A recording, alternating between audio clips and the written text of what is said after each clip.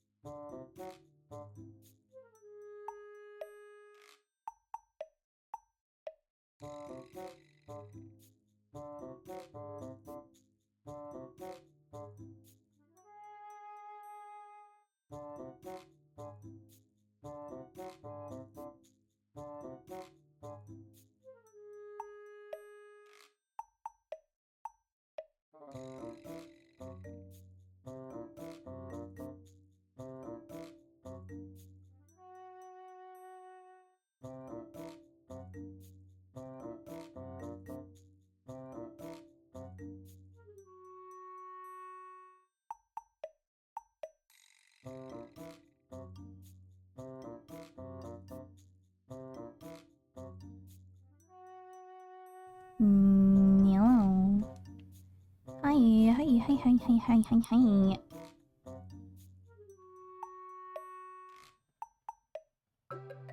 Hello, Romeo. Hello, Jin. OMG. OMG, hi. OMG. Wow. Hello. Hi. Hello, Robert. Good morning, gamers. I didn't do shit today. I just, tried out the Naughty Jack box that came out on not 9/11, but rather today. I wonder why they changed that. Maybe they got scared. Maybe they were like, oh, we can't go down in history like this. The Jackbox that came out in 9/11. On 9/11, rather. How is the life? My lovely little chatters. My lovely little slimers. Little balls? Little... What are you? Cream pals? Was there supposed to be a stream yesterday? Are you streaming every day this week or something? Yeah. There was supposed to be one yesterday, but I got hit with the sudden we're going out, and so I was like, aw, damn it. Aw, dang it. Yeah, maybe they were like down with the idea, but then at the last minute they're like, oh. Or it's just that they wanted to, but it was a little buggy. It seemed like there seemed to be a little bit of problem with Drawful. Dirty Drawful. But I think it's okay. I think it's solid now. And that's just my hypothesis. I don't think there was, but it seemed to be just like a tiny bit buggy. But anyway, it was fun. Have you had the opportunity to check it out? There's Faking It. There's only 3 games in the Naughty Jack box. If you're interested, I'll be playing it on Saturday, I think. I'll remember to shill it also. It was like faking it all night long. Dirty Drawful, and then a new one that they made, which has pretty nice graphic design, I think. You can tell where it's inspired from. But that one is like a explain your pitch type of game. And you know Faking It and Drawful. I think Faking It is the most fun one. It's definitely the most difficult when you get bullshit and you're the faker. I was writing in my answers because the thing is with that one, there's a final round where no one knows who the faker is until they put their questions in. Like until after they put their questions in, rather. So I'm there putting my answers in, like, how would you describe a piece of deli meat? Oh, slimy. How would you describe a tube of toothpaste? Oh, full. How would you describe a newly hatched chicken? Cute. And then the questions that everyone else got were like, how do you describe an areola? I put slimy. How do you describe an uncircumcised penis? I put full. How do you describe a vulva? I put cute. Like, from the get-go, I couldn't defend myself. Everyone was like, slimy? Did you look down? And I was like, yeah. And yeah, sometimes if it's GG's, it's GG's. But it's pretty good to lie if you get a solid footing, you know? Not pretty good to lie, pretty easy to in the game. When you're like, when you're true.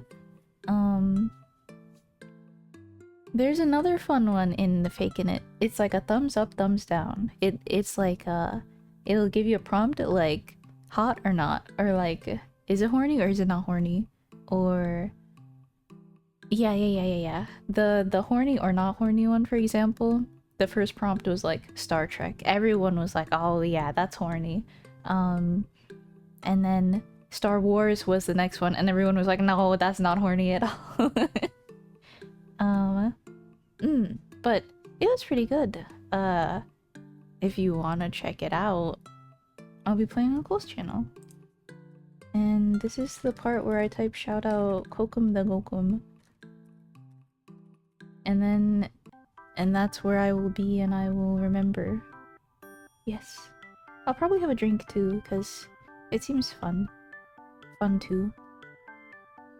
It's like, honestly, I thought it would be like too lewd, like too yucky of a vibe. But to be honest, yeah, welcome in Wise.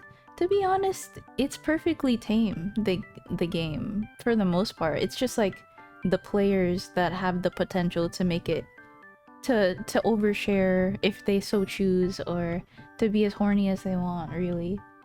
Because you can very perfectly just be like, no, it's hot and I think it's hot. As simple as. Dikin boles, yeah.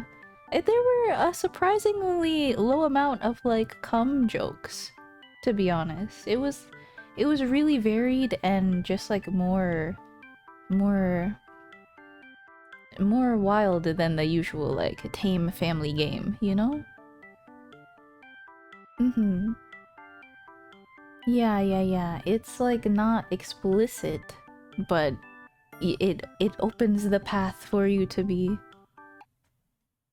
Yeah, it's not like something too vulgar. Yeah, it's not too vulgar. If you so choose, you know. Mhm. I wonder if there's like a good lewd party game.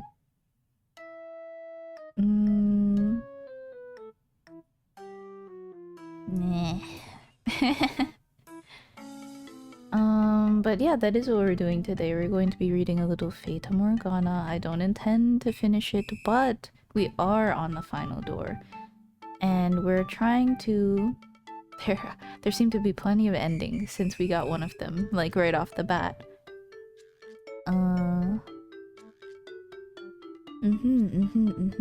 The one with the cards? Oh, the Cards Against Humanity, for example. That's like a... raunchy? No. There's like a difference between raunchy games and vulgar games, now that I say that.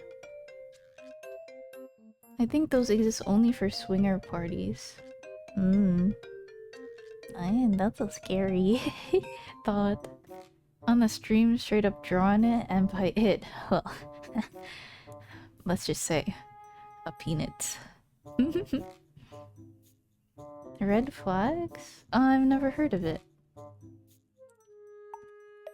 Red flags game. Online? Play the popular card game where you and your friends set each other up on great dates and watch as they get destroyed when everyone sabotages each other. Wait, that's... My username is Anne Frank? Why did they do this? Why did they do this to me? Is this like... Is this like raunchy, or is this just fun? Or does this also have like the potential to be raunchy? Red flags is base, but also your fellow players are key. I don't think that's the one. Oh no! Hi Recycle, welcome in. Don't worry, we're just talking about peanuts. And by that I mean Jackbox. The Jackbox that came out today. You put down a red card which has positive something, like she smells like your favorite smell, but the other players put down cards like but she fucks dogs, or but she open mouth kisses. Wah! Wah! Well, wait, so are the cards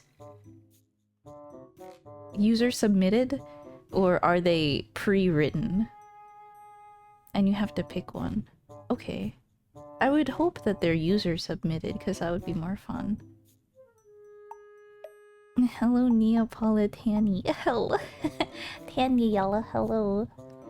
Hello, Howard to Fixular. Welcome. And by Jackbox, I mean the game Jackbox by the company with the web address jackbox.tv. Smile! Ouch. Pre-made with a handful of blank. It would be fun if it was all blank, but I guess pre-made is there for a reason, because not everyone is creative. Jack in my box. Howard Tuesday. Yeah? New canon name? Mm-hmm. Welcome in. How are you? How's the day? How's the life? Did you know that Jackbox, the company Jackbox, I forgot what it's called, but they nearly went under at one point. Let me see if I can remember the lore. It was like, what, Jellyvision Games is the name of the company, right? And if I remember right, they made games before that were interactive, but I don't think they were a hit until Jackbox. Let me see. Let me see if I can find it.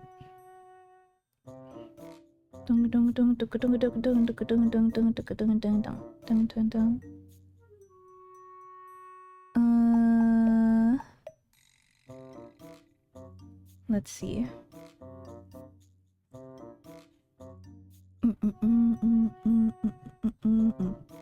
Where's the lore, bro?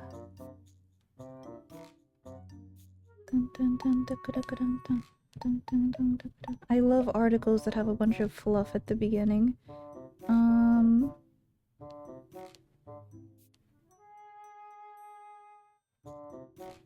A warm, boyish figure. Huh? What am I reading?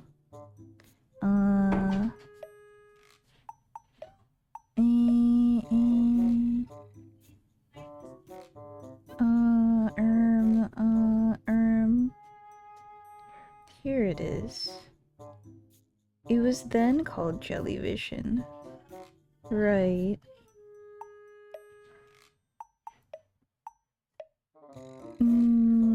The proto You Don't Know Jack was an educational CD-ROM for kids called That's a Fact, Jack, which quizzed kids on classic literature.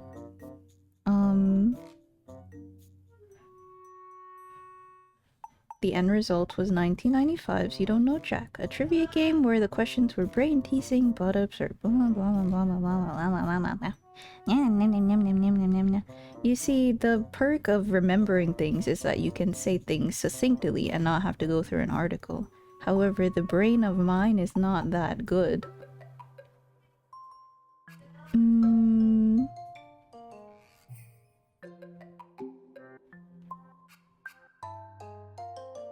When did they go through their downfall and then come back like a cool... That's what I assumed had happened. They released You Don't Know Jack a couple times. There was a TV show even, a game show. And then they started to get tired of it. The whole world.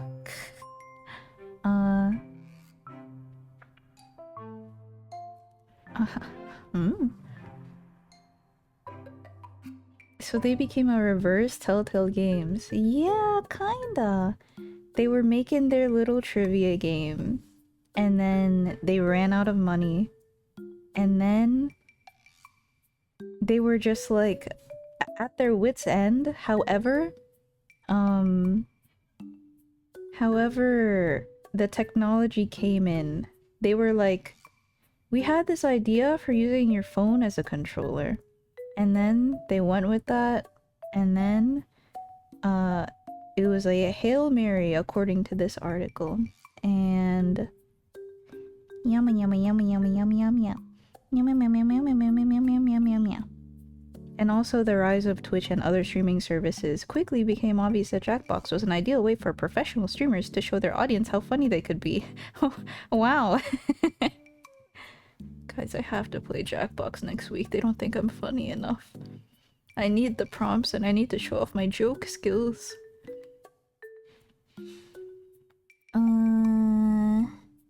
Anyway. The fun, accessible party game you could play with basically anybody saved the company from financial ruin. Yahoo! That's the lore that I know. Well, clearly I didn't know it, but it was in my brain. They do have an XXX edition for groups of friends, though I don't know how the vibes are. We're not really strangers.com. Is this the game you're talking about? Oh, interesting. What is the... This is the similar to the like lewdish one, or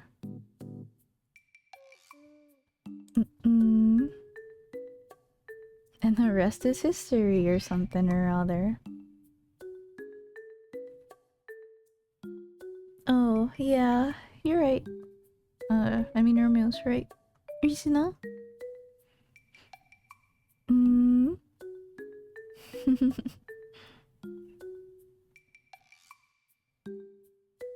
You didn't hire a comedy writer? You can... It's tax deductible, man. You can hire a comedy writer and then write it off as a work expense. You don't know this Twitch VTuber life hack?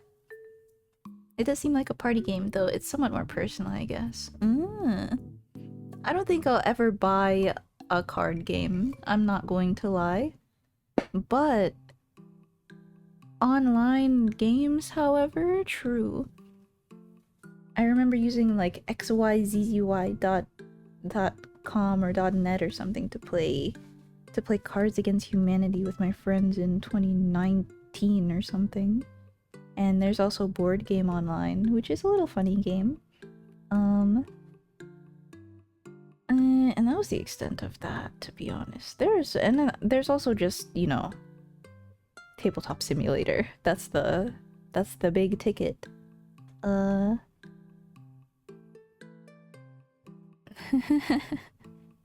1,000 blank white cards. That's where it's too much work, I think. It is pretty neat though. It's a good opportunity to try like just random bullshit you see on the Steam workshop too, you know? You didn't hire a good personality writer? True. Aren't you guys just following a script too? What do you mean you're yourself? Like what? Your character, right? Yourself? Haha, I like yourself, yeah?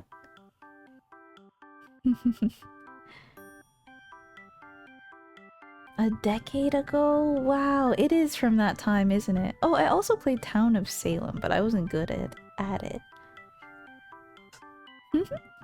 If I remember right, the players just draw on the cards and make their own cards. Oh, I see, I see.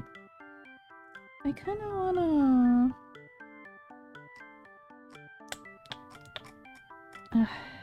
I wanna see what Red Flag's game online is about, but I also don't really. What if I did it though? What if I... Is it free? You need to recruit at least 2 more players. I'm not going to play, however... Go to redflags.fun. I'm just going to see what the fuck going on.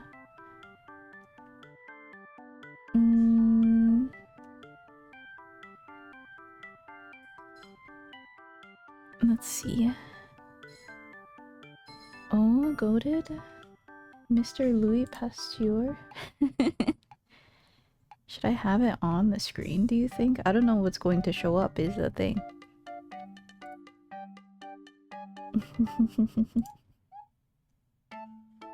Okay, I'm going to see. It says, how to play. We're all introducing one lucky friend to what we believe is their perfect match. When it's your turn, choose 2 perks you believe they would like in a person they date. Nod. Emoji. But it doesn't end there. After all perks are placed, you will have the chance to flame your opponents, adding a red flag to their applicant. Okay. Then your friend has to pick the best or least worst applicant.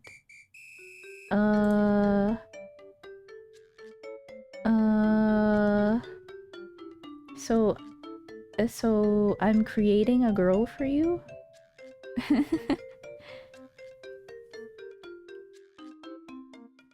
The perks of this girl are... is a vampire, the sexy kind. And famous artist. And yours, my opponent, is you literally will not age while you date them. Interesting and adventurous. However, my detriment to you is that they have a dozen kids from a dozen parents. And my detriment for my vampire sexy artist girl is they try to pay for everything with farm animals. That makes sense though. They're from Transylvania. Waifu maker game. And I guess the third person just has to pick the least bad. And then the person who made the date gets the points. I guess this would be like me. No. Right. I'm supposed to be the vampire. But my detriment is I try to pay for everything with farm animals. Would you be down? Or would you rather have an adventurous partner who you won't age when you date them, but they have a dozen kids from a dozen partners? We're kind of both vampires, if you think about it. It's just like you. Oh, it's true. I love blood. In fact, my tummy hurts right now. True, actually. What do you get to do? Nothing. Do you get to pick Louis Pasteur?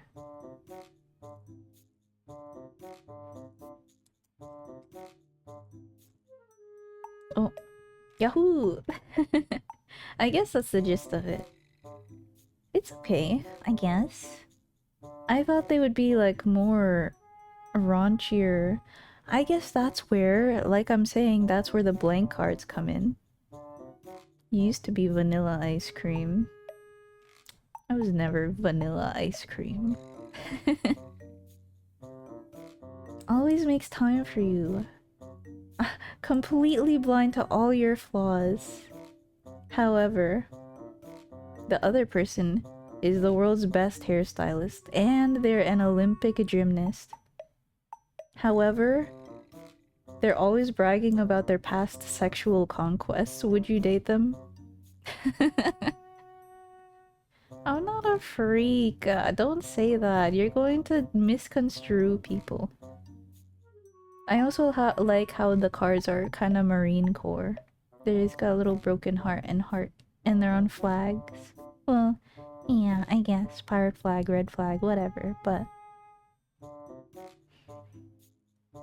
Not a great game with my personal characteristics. That's true. It would, like I was saying, it would kind of be fun if you knew the people personally and could write bad things that you actually know about them.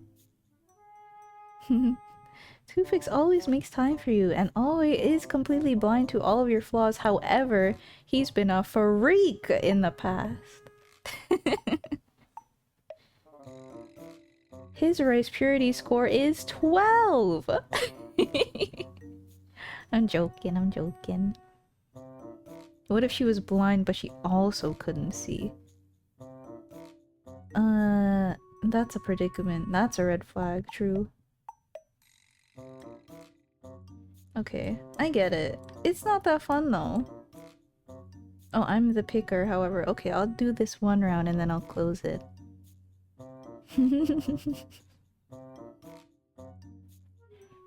Ayo, she a gymnast. You know what that means.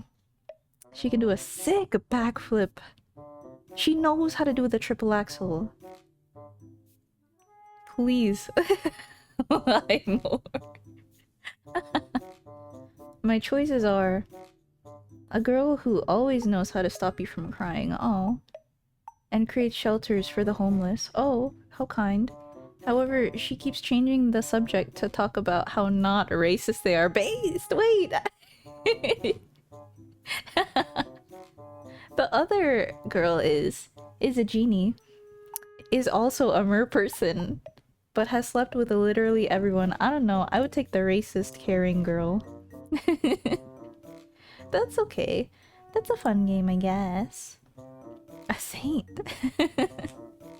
Yeah, how could she be bad? She cares for homeless people and she knows how to stop me from crying. So what if she doesn't like certain ethnicities? No, no, no, no, no, no. That's a good red flag, though. That's like those women who open mouse kiss. Oops, not mouse kiss. Like those women who open mouth kiss their dogs. That I think that would be a red flag for me. They could they could be great, but there's also a woman out there that does not do that. You know? I help get people off the streets, but I'm not racist or anything. It's not that I only help the white homeless people. It's just that they're the most, you know, they're the ones I see all the time. You just... I'm only racist against rich people. That's why I like helping the homeless people. I guess it depends if the other players can behave, whether you can show it on stream. Yeah, I guess so. Only because I'm allergic to dogs. Oh, you are? Wow. Well, I guess you're safe from the open-mouthed dog kissers. Mouse kiss? Oh, literally choo. A little choo-choo. Don't they go choo-choo? Mice. Very cute, very cute. The Zatsu period has now been discontinued. I'm opening Fata Morgana. Ah, okay. Cool. The only thing that has more bacteria than the human mouth is a gamer's mouth. True! You know, I had a mouse with like ridges on the sides before. Do not get a mouse with fucking grooves in it. It's the worst to clean. Like, I got myself a little smooth, like, plastic mouse that has no edges. Literally the only place the dirt gets caught is in the mouse 4 and 5 part. And this ain't clean, bro. The gunk shelf. It was so icky! Icky and yucky and gross. Ugh. I don't care to find out, honestly. Sorry. It's not that enthralling, the online version of this game. The Fate of Morgana. I don't know. I closed it already. Just use a wet wipe. That's true, but that thing had like groove right as the design, and having to get your nail into each and every one, it just wasn't worth it. I just got a new mouse, man. Novectical game. Some might be more edgy. Oh yeah, there's a lot of needlessly, like, they put designs on the side. Why don't they know that the gamer gunk gets in there? Why do they keep designing it like that?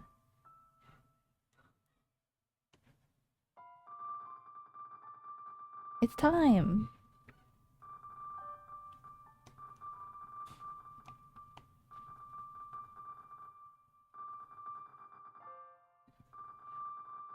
I think that's your phone. Are you gonna get that?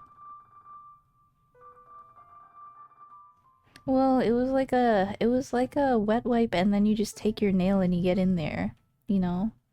A toothpick would be kind of more tedious, would it not be? You gotta go to the kitchen, all the way to the kitchen, get a toothpick.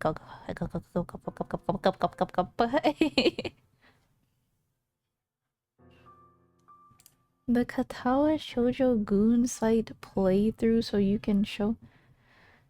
You're saying so many words to me, man. When am I gonna get a 13-minute Glepnir on Hector? Oh. When am I gonna... Oh, wait. This one is the initial answer that we picked. This one is the we told the truth and they killed us. So, let's get it. I think in this one, We were kind of like, we kept it, we did not say the whole truth that we are like from a different time and we know that Morgana is up there and you're torturing her and stuff. We said like, we just wanna, we just want to stay here for a while until the festival, help out if needed, so and so and so. We kind of kept it vague. How do we know about the witch's blood thing? Oh, it was just a story that we heard. Type beat. Okay, noted. Who the hell has toothpicks in their kitchen? Oh, where do you put them? The living room? The toothpicks are in the food area. Or shouldn't they be? Where are your toothpicks? Toothpicks. And also as a recap, we are in the final door. This is Morgana's past. This is Morgana's thing that she can't get over, and it involves the three men from the previous doors that we experienced at the beginning of the game. And she just has this eternal, unyielding gripe for these three guys who kept her up in the attic and took her blood and sold it or gave it away as medicine. And she dies. On the third day, or on the day of the harvest festival, I'm pretty sure. Oh, interesting. This guy's sad. That was also my first thought. Like, I was gonna say it. No, but you should get like a floss with picks. Like those floss picks. Those are pretty cool. Then you can have your toothpicks in the kitchen, where they belong. So we're trying to save Morgana because Michelle is such a good soul. Like, he dies, and then he reconstitutes his soul with the help of Giselle, who's also in her head right now. And the solution to all this predicament is, simply put, we just gotta help Morgana. She's like in eternal hatred. So if we can save her, then we can save all of us, right? That's a very simple telling of it. But,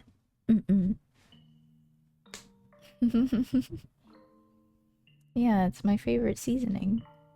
You chop it up. I'm so welcome. And this is her house.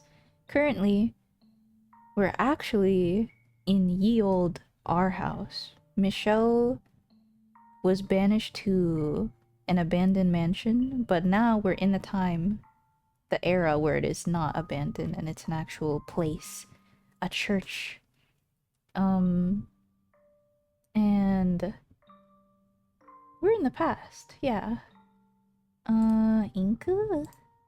Young for the gothic theme. Oopsie. Oopsie. Right. What's currently happening? I gotta go to work, streamer. Okay, bye. Have a good work. Don't die. Have a good shift.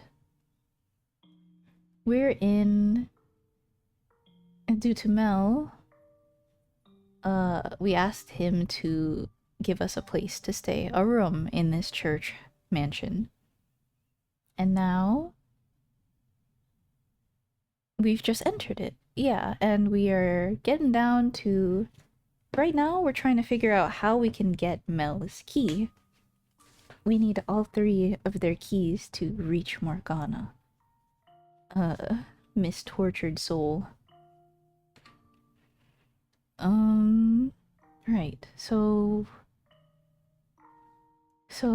he goes,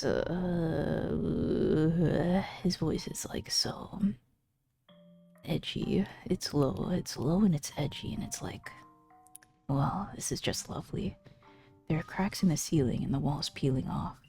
There is a bed, at least, but it's coated in dust.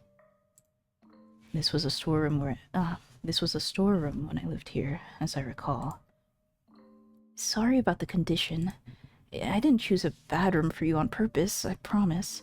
If you want to sleep somewhere more comfortable, you're not going to find that here. Not a problem. I'm grateful to have a room at all. If you say so. Well, I have work to do, so I should be on my way. I'll talk to the Saintess, as promised. I imagine she'll make supper for you at some point, but do keep your crazy talk to yourself around her. I'll make a note of it. Thank you. See you. We made it work. Somehow. Somehow. It's a lot of pressure being under that much suspicion, huh? My heart was pounding the whole time. And that the Archangel make... What's her voice, actually? Can't talk crazy around her. I don't know if she's the one. No, she... I don't know. She brought up One-chan stuff, and I was like, oh, okay. I figure you would like that as well. She's always like gentle and nice and kind. And our love. And that the where is she? What is her voice? Gentle. And that the Archangel Michael came to me in a vision stuff. I never expected you to go there. Why'd you tell him that anyway? Because I didn't think telling him I know the future and I need your help to change it would have gone over very well. It did not go over very well. Besides, those who yearn for redemption have a tendency to latch on to the spiritual. I thought taking advantage of that would work to our benefit. Looks directly at you. You know, I bet you'd make a pretty good con artist, Michelle. I did what I thought was necessary. I know. Besides, you have every intention of keeping your promise, don't you? Whether or not Mel can be saved is up to him. I will lend him my hand, though. Oh, you say it's all on him, but deep down, you know you're on his side. Ugh. We're complete strangers to this, Mel, but I can't bring myself to think of him that way. We just met today, but it feels like reuniting with an old friend. He's the same old Mel. And you were actually there, a part of his life, which I imagine makes the sentiment all the stronger. You don't feel the same way? I don't think of him as a total stranger, no. Fata Morganas are such a cool phenomena. It's true! Did you know that Fata Morgana is actually a real thing? Welcome invariable goo. You can see the future. You should commit small crime. If the future I'm scot-free, then that means whatever I do now. No, that's not how that works. That's not how that works. That is not how time works, actually. My ass would not be a good criminal. Oh yeah, though. Fata Morganas are mirages, which adds to the whole mansion being a wispy, like, out, ethereal kind of place. Unplaced by time or space. However... Nothing. I was about to say something incredibly cynical, but I caught myself. What? It's nothing. Don't worry about it. If you say so. Edgelord. I was always the one with nothing to offer, powerless to be of anyone's help. So if anything's motivating me, it's not concern for the boy, but a desire to prove that someone like me can do something. It didn't take much arm twisting to get him to come give us a room, so who knows? Maybe he'll come over to our side easier than either of us expect. Him giving us a room was not simply out of kindness. Keeping me nearby allows him to keep an eye on me. He doesn't trust me, but he also doesn't know enough about me to decide what to do yet. He needs time, and doing this gives him that time. If he decides keeping me around is not to his advantage, he will act accordingly. Do you really think he'll do anything to hurt you? Mel's a kind boy and, well, to be frank, I don't think he has the spine for it. It's hard to say, but even if he doesn't, we still have the other two men to worry about. Nevertheless, his cooperation will undoubtedly be the easiest of the three to gain. This is true. We were fortunate to run into him first. What makes you say that? Did you ever have a chance to see the shadows trapped in the mansion? Shadows? I might have. But around the time Hayden Rhodes passed away, I wasn't really there anymore. I stopped thinking, stopped trying to make sense of the things inhabiting the house. I had become merely another part of the cursed mansion. I was only able to converse with them after I had reclaimed myself. I suppose, much like the rules differ between the realms of the living and the dead, so too do they differ for those who have lost their grip on reality. As I was searching for a way to get you out of the tower, I encountered and spoke with the 3 men's shadows. Of the 3, Mel was the least threatening. He bears a great deal of regret. He yearns for someone to save him. I can save him. I heard him muttering, "This isn't what I wanted." He doesn't want to be involved in this. Someone else is holding the reins. My first guess would be the Lord, but regardless, they are not equals in this endeavor. If he wants out, then maybe he would have to have agreed to help if we told him we were here to save Morgana. I didn't read that correctly. Sorry. Hold on. Yeah, he's a talker. He used to not be, really, but he's become a softie for Giselle. So he's more open to sharing his thoughts and feelings. And he's also found himself. You know, he went through his arc. We're in the end bits of this game, yeah. If he wants out, then maybe he would have agreed to help if we told him we're here to save Morgana. Carelessly revealing our hand at this stage did not seem wise. It would have never gotten to this point if it were so easy to stop.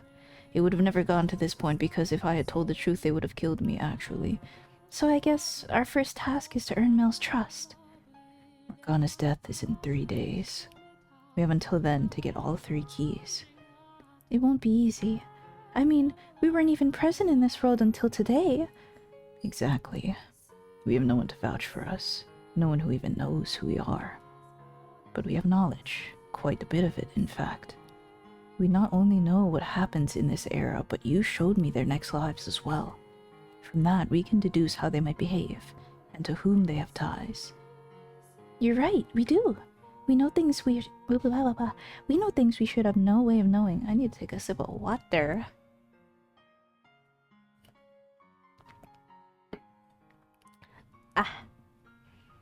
And we can use that knowledge to our advantage. Their various interpersonal relationships are where we can get our edge, I think. They each have their reasons for locking Morgana up, and if I'm right, they're doing it for other people. It's these powerful bonds driving them. Mel's driving force would be his sister, for instance. Are they mere bonds, or is it fate that ties them together? You're right. We should find and talk to his sister. Mel is more likely to act if it's coming from her than us. I agree. If his darling sister tells him to stop, he won't have any reason to continue this involvement. Knowing how the first tale ended makes me slightly uncertain. But for now, we can work under the assumption that he does genuinely care for her. What do you want to bet she's True. What do you want to bet she's somewhere nearby? I mean... She will be. It was her death that sparked the chaos on the day of the Harvest Festival. Oh, really? Right, it was. No, you're exactly right. But what I was going to say is that people tend to keep those they care about close by, care most about. It would appear I have a bad tendency to focus too much on the facts. That was entirely unnecessary of me. Giselle did not need to be reminded of that. I'm sorry. Huh? What for? For being careless with my words. Inconsiderate. No need to apologize for the truth. Besides, you and considerate are like oil and water. And today you're the fire to my oil. Ugh. Why do you say that? Ugh. You're the fire to my oil. You spark something within my heart. God. We have 3 days to stop this tragedy. Let's get to work. Let's. We'll probably have more luck asking than just searching for her. If we can't find Mel, then none might know. Off we go. Okay.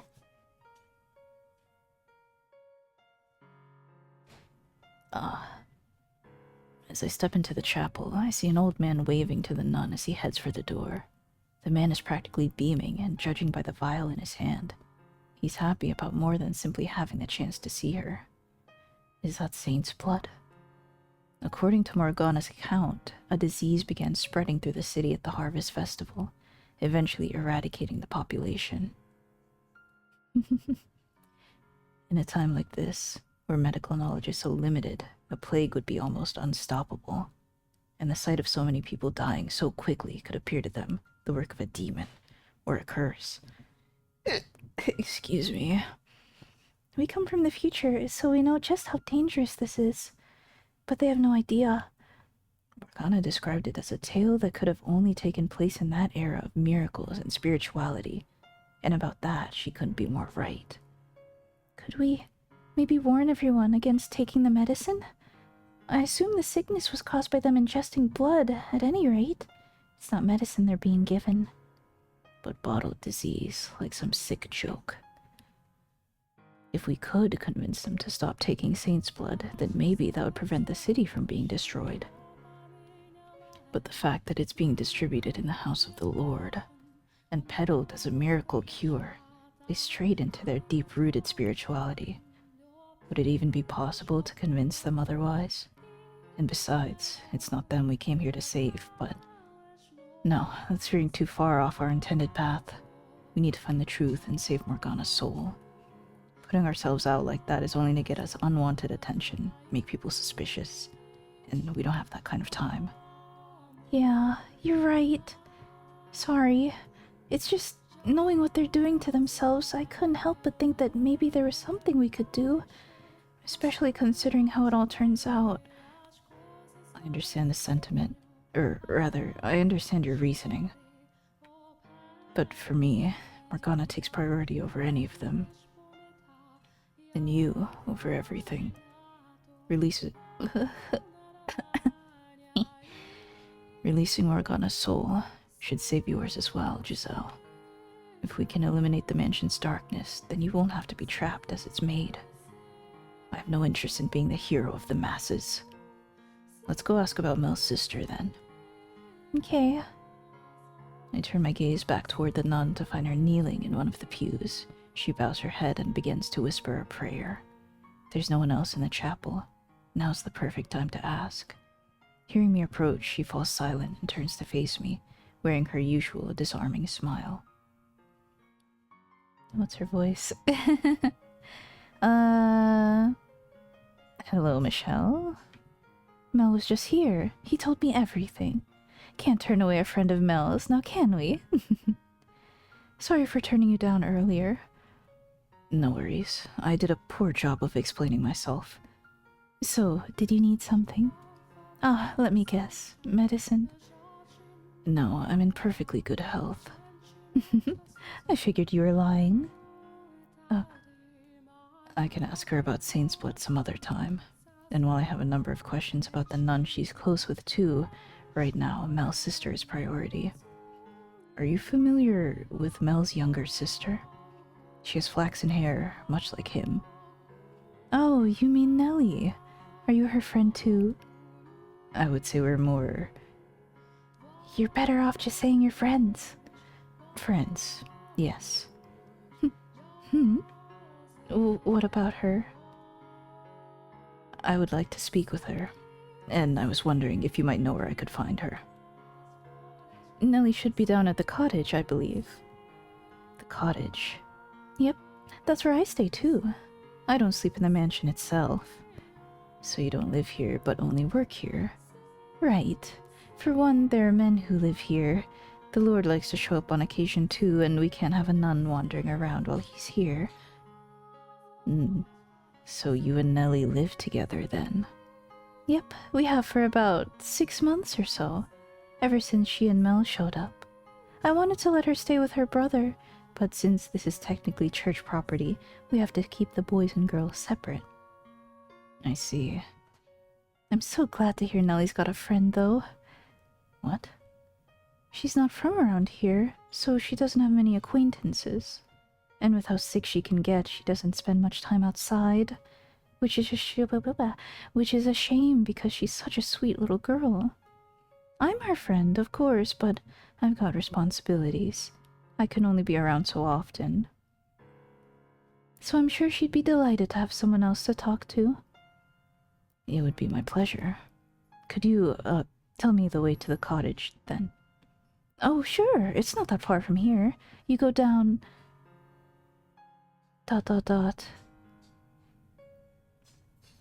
The directions I got from the nun led me to a place I know from my own time. It's the same building where the man who had been ordered to keep me under surveillance stayed. Sunlight seeps relentlessly through the trees, and I find myself having to look down at my feet as I follow the path. It's blindingly bright, painful. How are you holding up, Michelle? I'll be alright. The sun's past its peak. In a few hours it won't nearly be as bad. Don't push yourself, okay? Okay. The trek is a reminder of just how inconvenient my body always was, and having this chance to experience being alive again comes with both the good parts and the bad. But now is hardly the time to complain about my sensitivity to the sun. Ugh. Ugh. It's not long before we reach a clearing, a small cottage surrounded by a small garden coming into view. And crouching by a flower bed, picking flowers, is the flaxen-haired girl. Oh, Nellie. Are you Nellie? Though several details of her appearance don't match my memory of her, she still has that distinct hair. It could be nobody else. This Nellie is considerably thinner and looks rather frail. The effects of her being ill, I presume. Who are you? My name is Michelle. I have a few questions to ask you. Can we talk for a bit?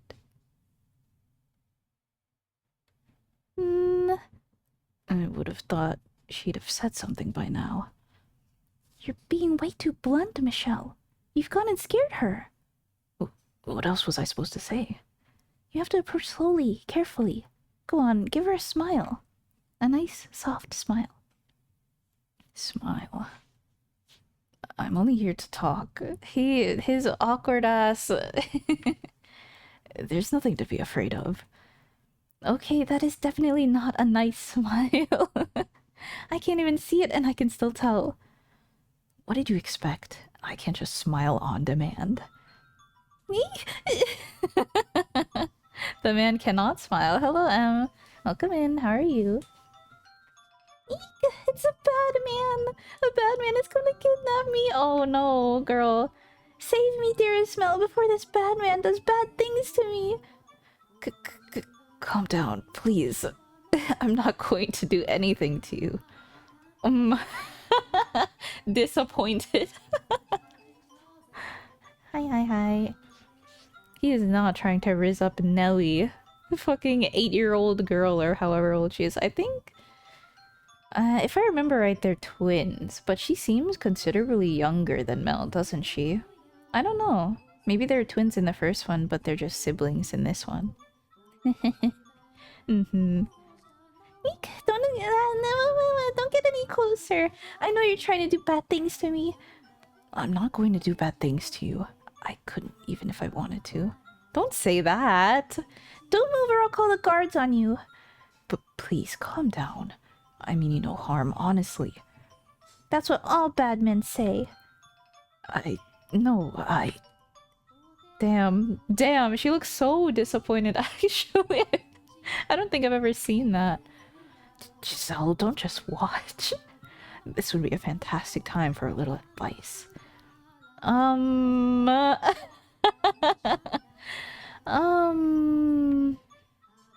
Got it. Maybe she'll calm down if you mention Mel. You're a genius. I'm a friend of Mel's. He was telling me about you, and how you wanted someone to talk to. He asked me to go keep you company. Mel asked you to come talk to me? He did. Do you trust me now? Don't say that. He's so bad with not being suspicious. So that makes you his friend then? As much as it pains me to admit it. Michelle, what on earth possessed you to say that? Slip of the tongue. You and him... is that so? Yes? You're pretty old to be friends with my Mel. Are you really, really, really his friend? Really? Then prove it. How so? If you're really his friend, then you should be able to tell me all about him. Why in God's name would you ever subject me to that? Oh my god, why does he hate him? Do you not like Mel, Michelle? That's not it. We're just incompatible. Okay, here we go. First question. What does my Mel like most of all? You, girl. Huh? You think so too? You think I'm his favorite thing in the whole wide world? I like to believe that's what he thinks. I think it'd be wonderful if I could always be his number one. Her excessive love for her brother is still out in full force, I see. Second question. What kind of person is my Mel? He's a nice guy. He's a psychopath. Sycophant. He's a spineless chump. I don't know what a sycophant is, so I'll just say he's a nice guy.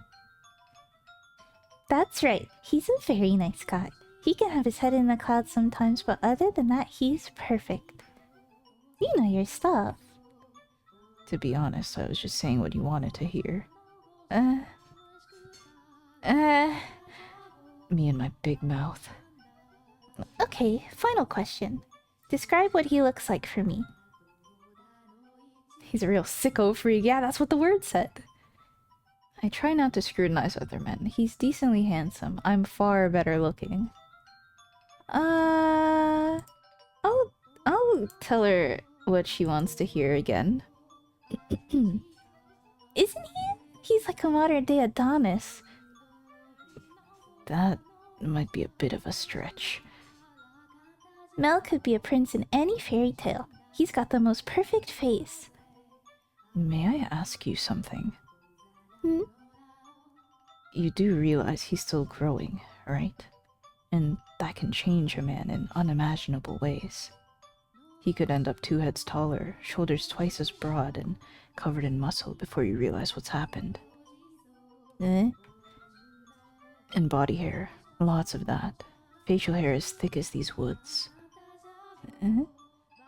Would you still consider Mel your prince if that happened to him? Mel? With a beard and muscles? I won't have it. That's not my Mel at all. You're heading into dangerous waters, Mel. My Mel will never, ever, ever grow a beard. I'll pray every day to make sure of it. And he won't get all big and muscly either. There's nothing princely about any of that. I wouldn't mind some muscles myself. Out of curiosity. That's not her voice at all. Sycophant is a guy who sucks up to someone else. Ah, Interesting thoughts from him. Out of curiosity, did you ever want to be buff like that, Michelle? Well, yes, of course. Every man wants to be strong and well built. I don't think the beefy look would work on you. Well, that's the last of my questions. You're not a complete stranger, it seems.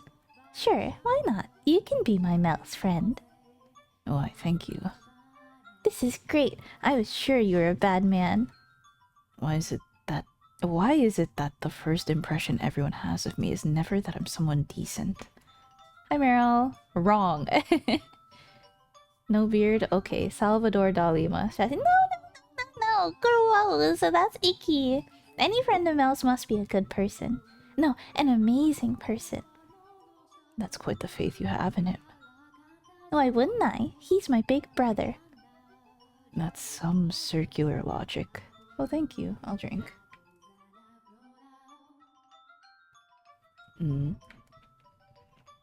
Is it just you? Is Mel not coming? He's rather busy at the moment. Oh, he always has something to take care of, that Mel. He's hardly given me any attention these past couple months. Months? But that's okay, because today I've got you to keep me company. Yes, you do. I can't stay long, though. Alright, just stay until sundown then. You had something you wanted to ask me, didn't you? Well, if you're a good enough friend, I'll tell you anything you want to know. And how do I go about that? Talking. Lots and lots of talking. You have to keep me entertained.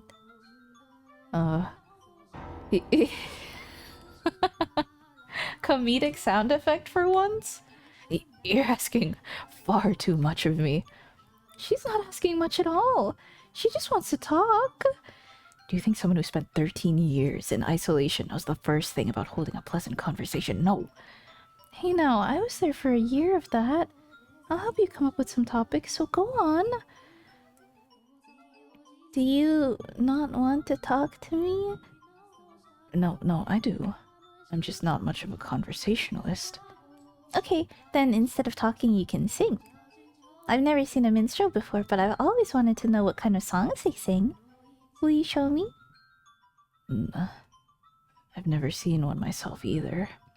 But I have heard secondhand accounts of the songs of traveling jongleurs. Traveling jongleurs? Jonglers? She traveled my jungle till I sing? Very well then. I'll teach you a song an old acquaintance of mine heard while traveling.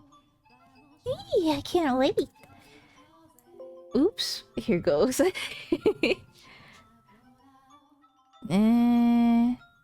She doesn't look too pleased. The silence is deafening. I'm shocked. I don't think I've ever heard someone sing so badly. Me neither. I'm flabbergasted. Oh!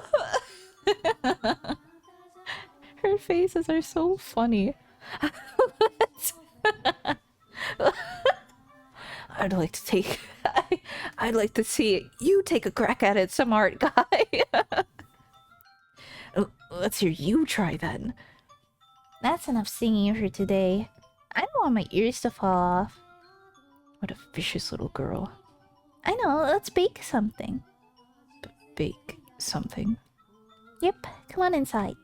I made some nice jam earlier today, and I want to make it into a pretty little pie. You'll get to help me with that. I'm not much of a... Come on, get a move on. You either help or you don't get to be my friend. As you wish. This is not going to end well. Oh, it's not.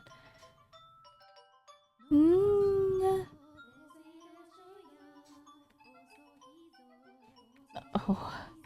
Her fucking... Giselle's face with her, like, looking down like this. With her eyes closed. It reminds me of the guy trying not to laugh meme. The fucking... My mama kinda homeless. I need this. Please. Unbelievable. Absolutely unbelievable. How on earth do you manage to turn a pie into this monstrosity? I gave it my best shot. There's only one explanation. You're possessed. It's true, he is. But I'm a perfectly good chef. Michelle's just naturally terrible at it. God, could this go any worse? I can't give this to Mel. Jerk, dimwit, loser. I'm sorry. Well, I guess we've got no choice but to eat it ourselves. I'll set the table. And I'll make us some tea while we're at it. You know, I've always dreamed of this. Sitting around a table with a friend, having snacks and just talking. Oh. Yep, and for that I can deal with a little awful disgusting pie. It's just too bad I couldn't share it with my Mel too. I see. For all her complaining, she seems to be enjoying herself. I can only imagine how lonely she is out here. While she may act all bright and cheerful, beneath it is a real sense of isolation. And the same can be said about the girl behind the first door. As vivacious and pushy as she could be, you could see hints of loneliness behind it all. Her brother was practically all she had while she lived in the mansion. But if I were to guess, that's not the life she really wanted. I bet she would have preferred to be able to go out and play with friends. Being born into a noble family takes away a lot of your freedom. Even in such drastically different time periods, she's still the same girl inside. Actually, maybe the parallels extend beyond her as a person, and into the courses of her two different lives. Perhaps that means all those who are reconstructed at Morgana's wish are destined to lead similar lives. Though destined might be putting it too nicely. Nelly. I would be glad to lend you my ear, if you would like. You can talk about the weather or your brother. Anything you want. You will? Great, take a seat. I've got lots I want to talk about. More than you could possibly imagine. And you'll never guess what Mel said next. Then that I mean more to him than anyone in the world. So I'm growing flowers out in the garden, right? Well, when I've got enough of them, I'm going to make a big bouquet and give it to Mel. Back at home, we've got this really, really big yard with this huge tree we used to take naps under when it was nice out. So what do you think about the tea I made? The flower petals was really the flower petals what really ties it all together. Oh, and you won't believe what happened after that.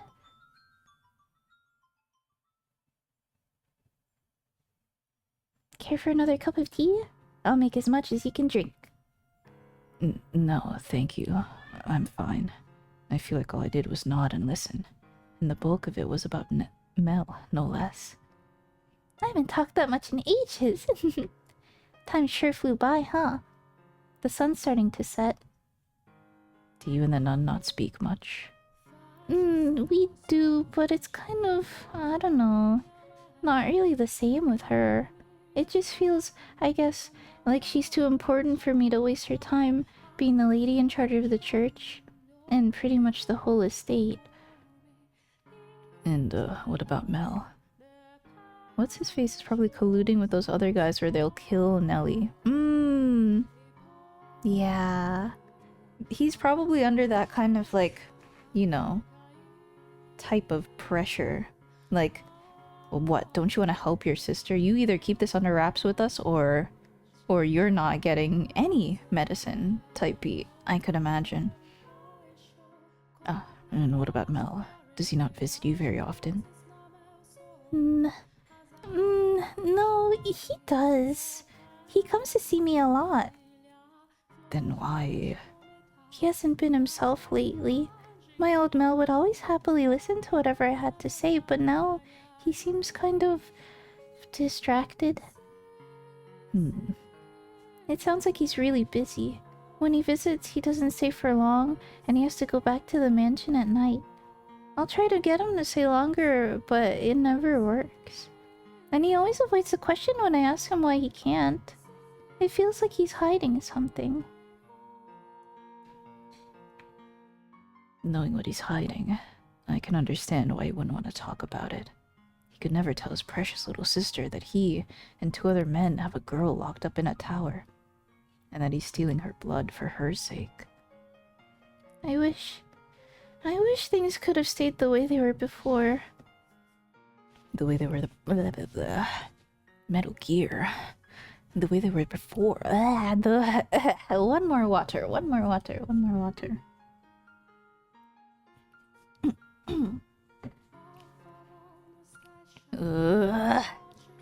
My vocal fry. Grar.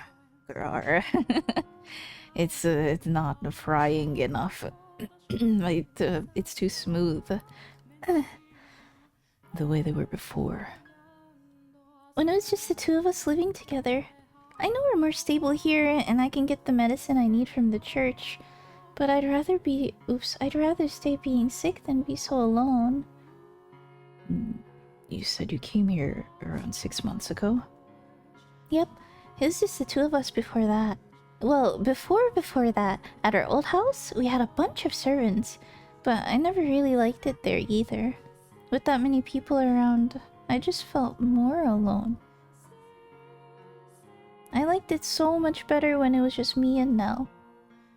Is that really what you want? To be sick and in constant pain? It's better than being alone. Mel just doesn't get it. He doesn't understand that the loneliness is so much worse. Or maybe that's just a guy thing. They don't get what it's like to be ignored. What it feels like to be left in the dark and not knowing anything. Ah, sad. We don't understand. No. We think saving their lives matters above all. Huh? Even if there's a cost to saving that life. You idiot. She doesn't know what you're talking about. Yay! Thumbs up! Even if there's a cost to saving that life, we're incapable of gauging how great it is. We're unable to see how egotistical, how self-serving our actions are. What are you talking about? Are you talking about yourself? The same could be said of Mel as well, I imagine. Mel's still around though. He's there, but it's like he's trying to avoid me. All I want is for him to be here, to be with me. That's all I really want. He doesn't even have to be a perfect fairy tale prince. Have you ever told him that? What? Have you ever told him that he doesn't have to be the perfect brother? That you'd be happy with just having him there? Have you ever put those feelings into words? I'm always telling him I want him around. And that he doesn't have to be your prince to do so? He's already said that he will be my prince, and he always smiles whenever I talk about it. So how am I supposed to turn around and say he doesn't have to be my prince anymore? I know it's not your intention to force an ideal image onto him, but unconsciously, subconsciously, that's what you're doing when you talk like that. And Mel, he's trying to meet those expectations.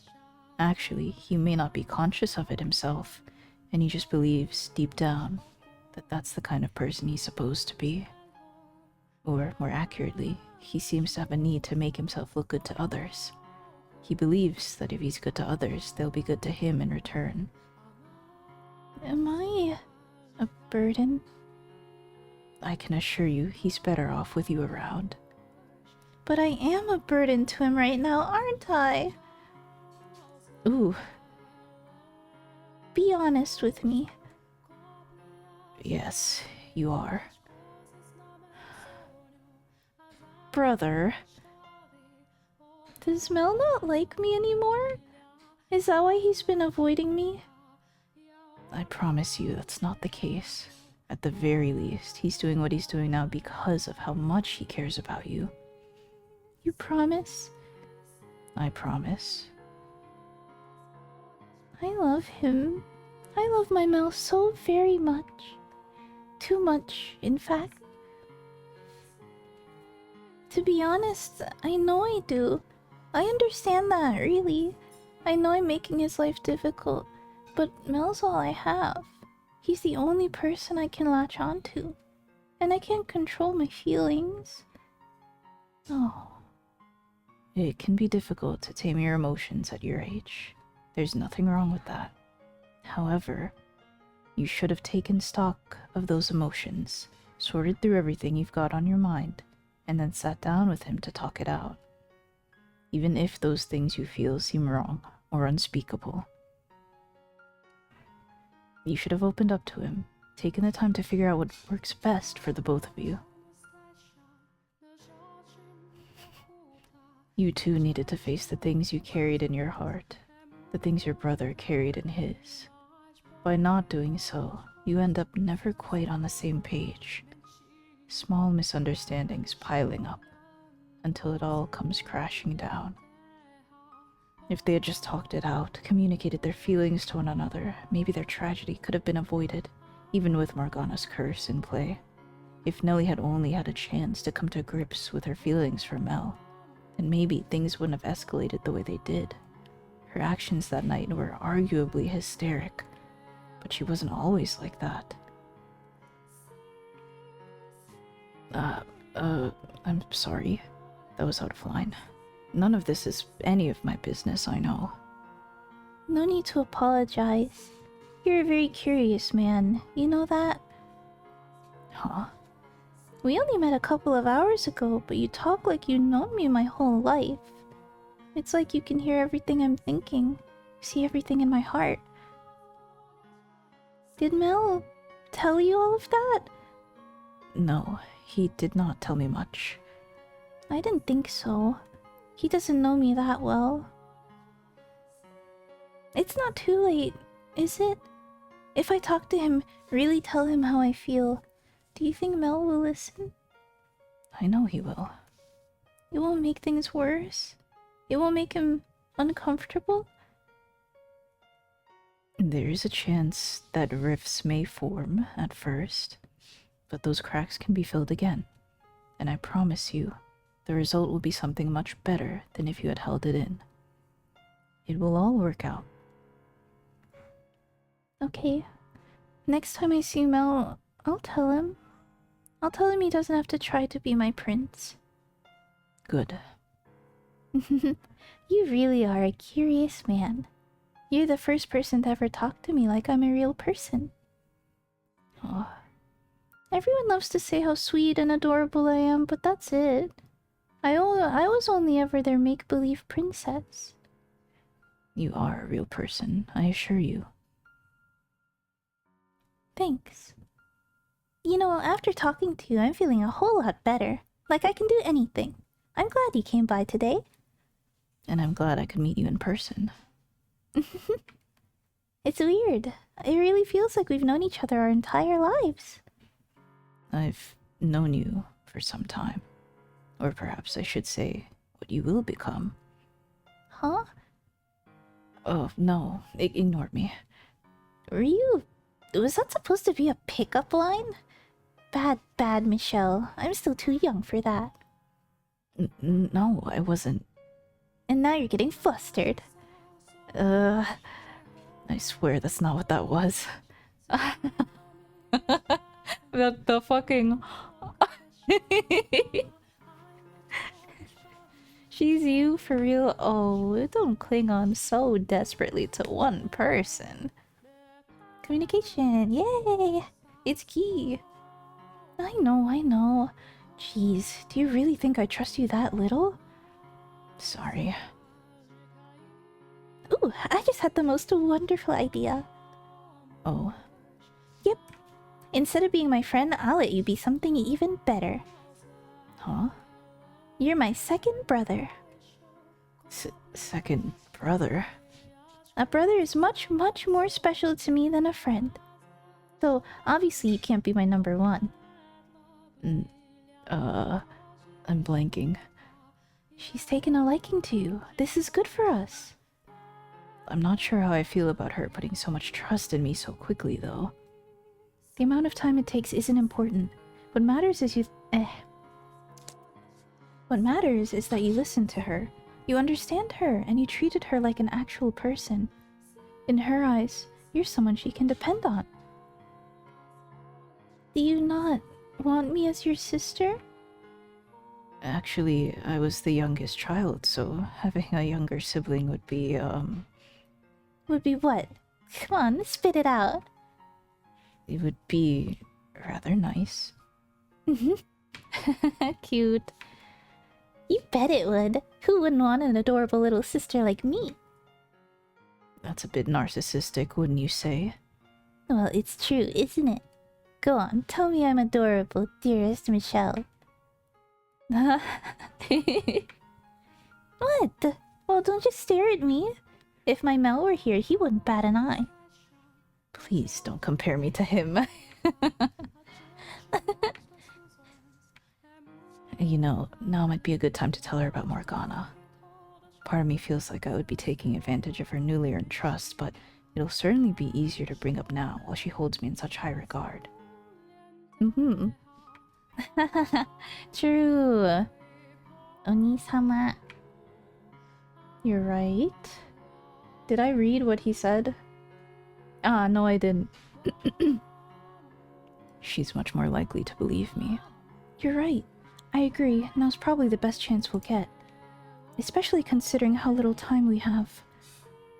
I can't shake the feeling I'm rushing things, but at this point, all I can do is go with it and pray it works out.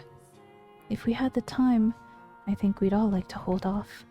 Nelly looks like she's having so much fun, and even you seem to be enjoying yourself. No, I'm just...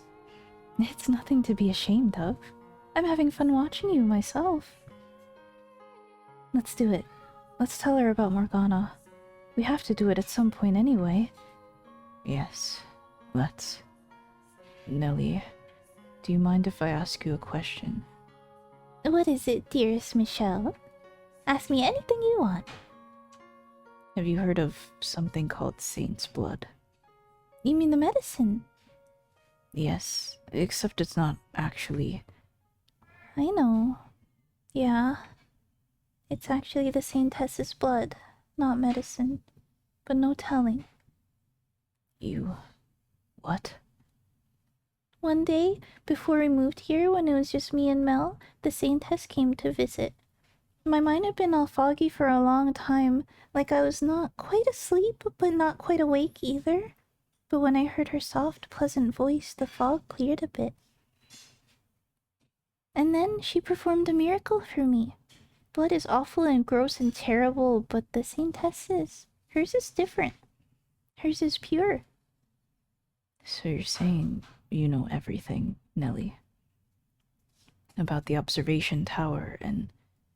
Huh? The tower? What about it? That's where they keep her. What? No, the Saintess is always in the chapel. And she stays here with me. She comes back at nights.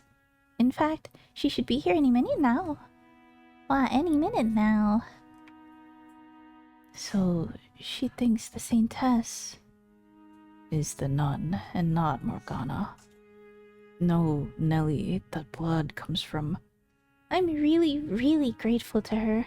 She didn't just perform the one miracle, she's been taking care of me while I'm here too. So whenever I see her, I always say thank you. I thank her for sharing her blood with me. And she always says, "It's nothing," with a big smile. Nelly, no. The nun has no idea. She just assumes Nelly's thanking her for giving her the medicine. I owe the Saintess my life. No, Nelly. She's not the one you should be grateful to. Huh? The girl you owe her life... Oh, the girl you owe your life to has been locked up, suffering and alone, even as we speak. But the Saintess is at the church. The girl who came to visit you is not the nun everyone calls the Saintess. Her name is Morgana. What are you talking about, Michelle? The Saintess is locked up? Stop that. I have no idea what you're talking about. Everything I'm telling you is the truth. Please believe me. While you were lying in bed, sick and barely conscious, did you get a good look at the Saintess who gave you her blood? You didn't, did you? You couldn't make out any details because your mind was a haze. And then, when you arrived at this estate, you met a woman who people called the Saintess, giving out medication known as Saint's Blood. Excuse me. So you assumed that she was the one who had cured you. That's the story you chose to believe. If what you're saying is true, then where is the other Saintess? The one who came to see me? At the top of the mansion's observation tower. The door to the tower is locked. She's imprisoned there. And how do you know this? Because it wouldn't be wise to tell her from the future just yet. That would only serve to confuse her further. All I need to convince her of right now is that Morgana is being held in the tower. There's an idea. Perhaps I can borrow from the story the white-haired girl told Mel. I received a letter. A letter? There's a single window far out of reach in the chamber at the top of the tower. A dove flew in through the window, and so she wrote a letter, tying it to the bird's leg, and releasing it in the hopes that someone would come set her free. That letter ended up in my hands. If that's the case, then who locked her up? Was it the Saintess, the one I know? No, I don't believe the nun is aware. I think she's simply doing her job in good faith. Then who? Michelle. I know very well that what I'm about to say will likely crush her, but I can't let that stop me. Who would do such a terrible thing? Nellie, I want you to brace yourself for what I'm about to say. There are 3 men participating in Morgana's imprisonment. Hmm. And one of those 3 Hmm. is your brother, Mel. I understand that that's the last thing you wanted to hear, but please believe me.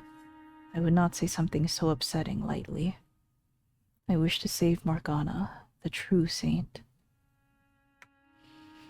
And I would like your assistance. Without your help, I can't get her out of that tower. I need you to get through to Mel. Otherwise, both he and Morgana will Otherwise,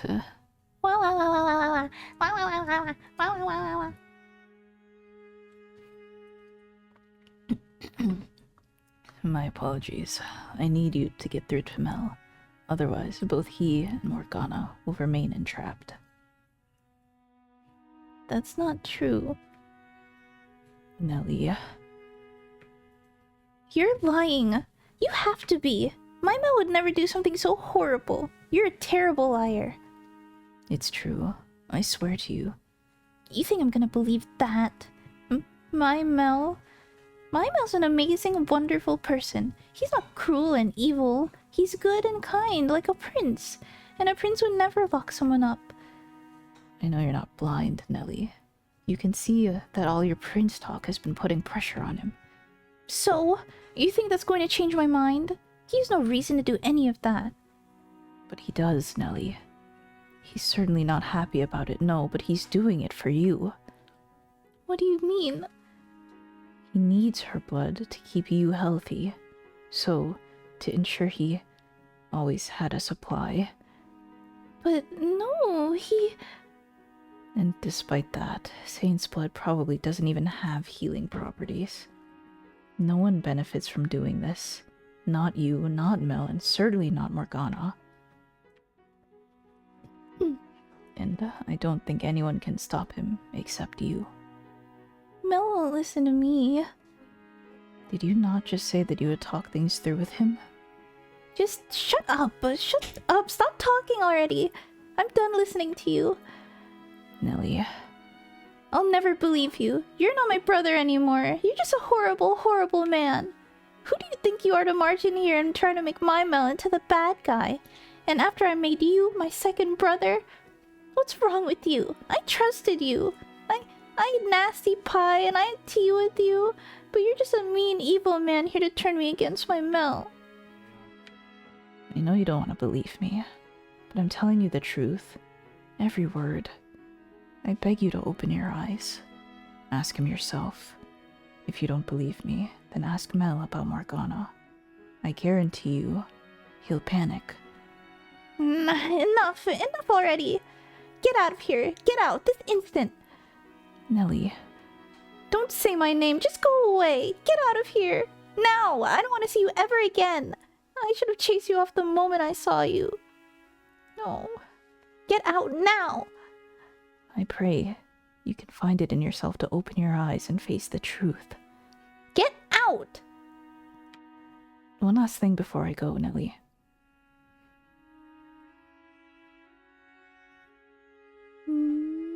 What?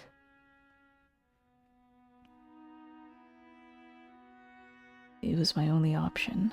I know that. What do you do? But I feel like all I accomplished by telling her was bringing her more pain.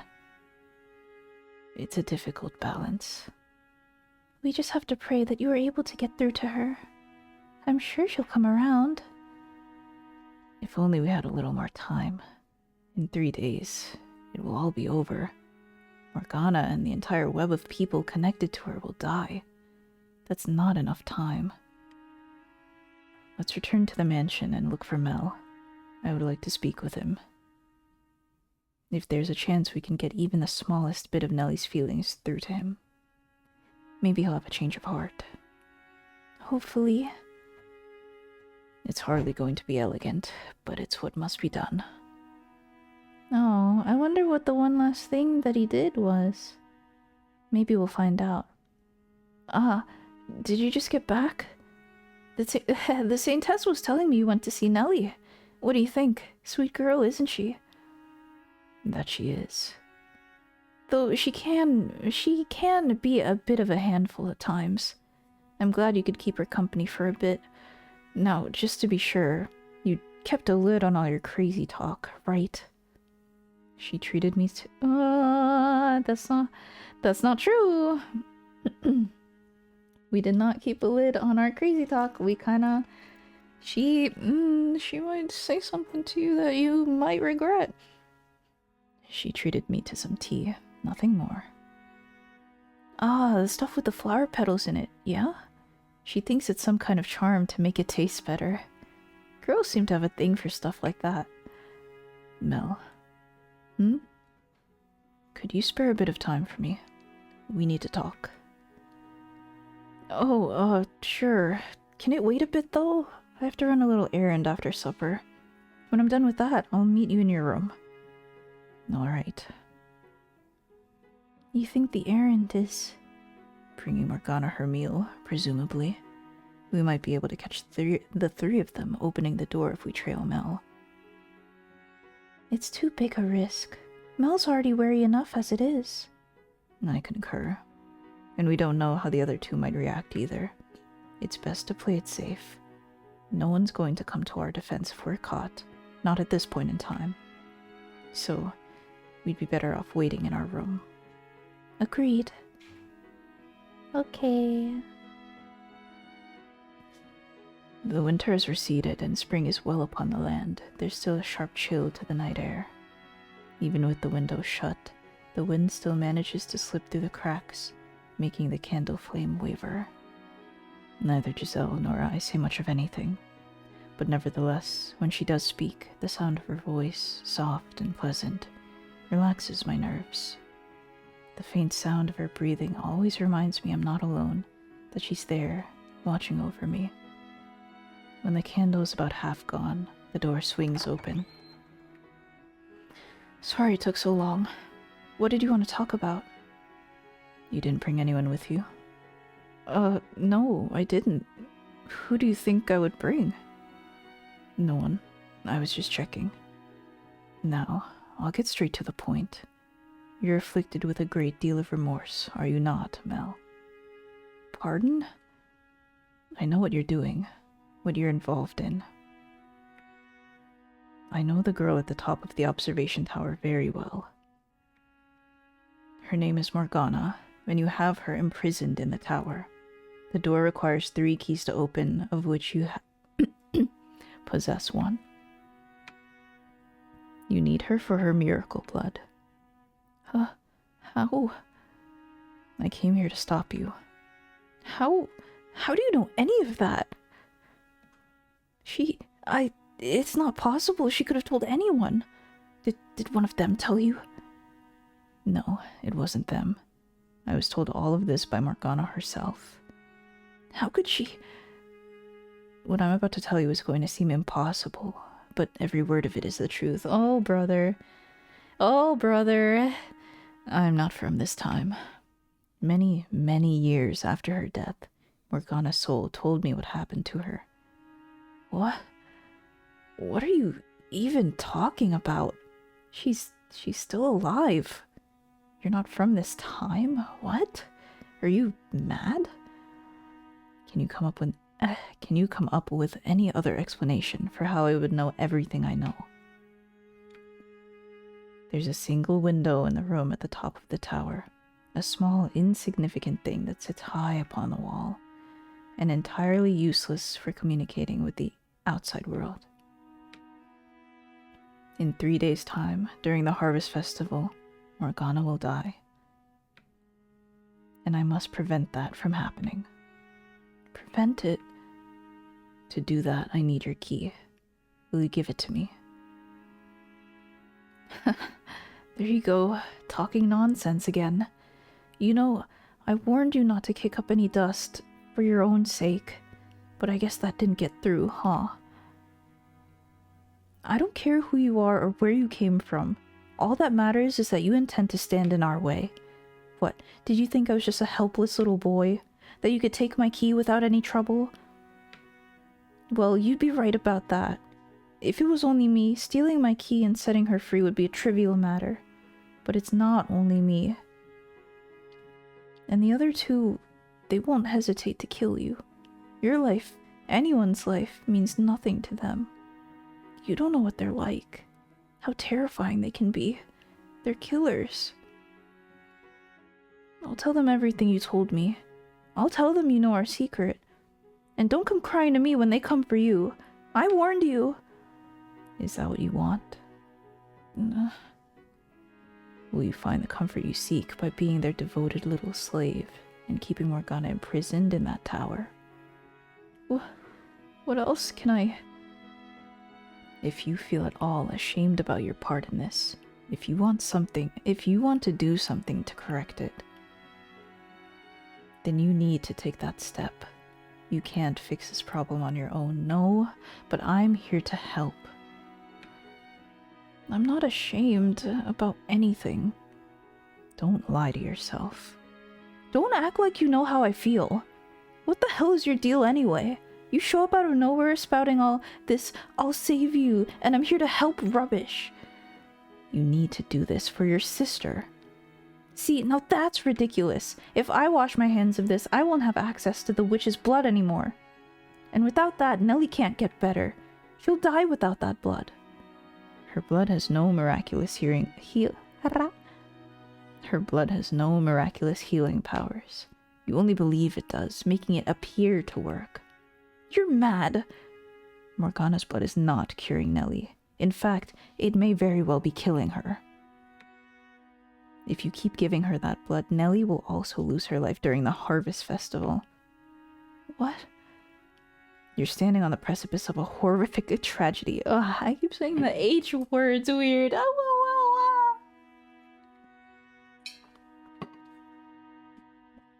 It's very hot in this room.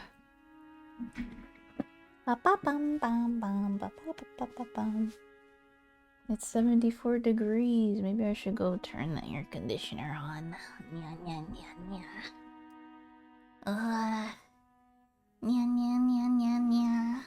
Maybe I will do that, actually. 1 second.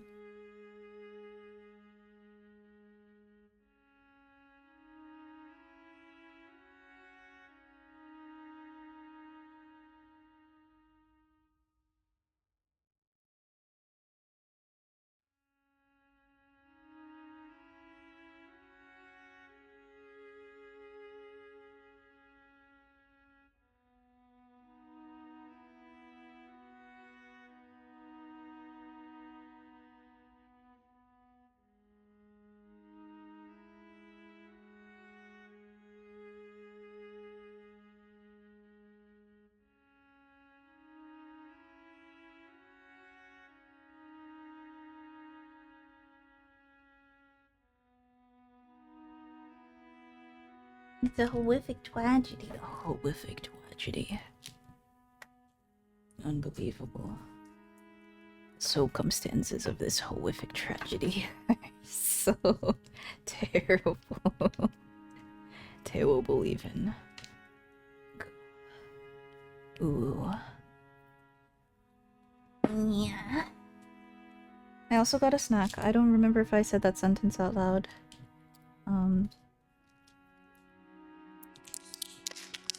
Yum yum yum yum yum yum yum. Chocolate.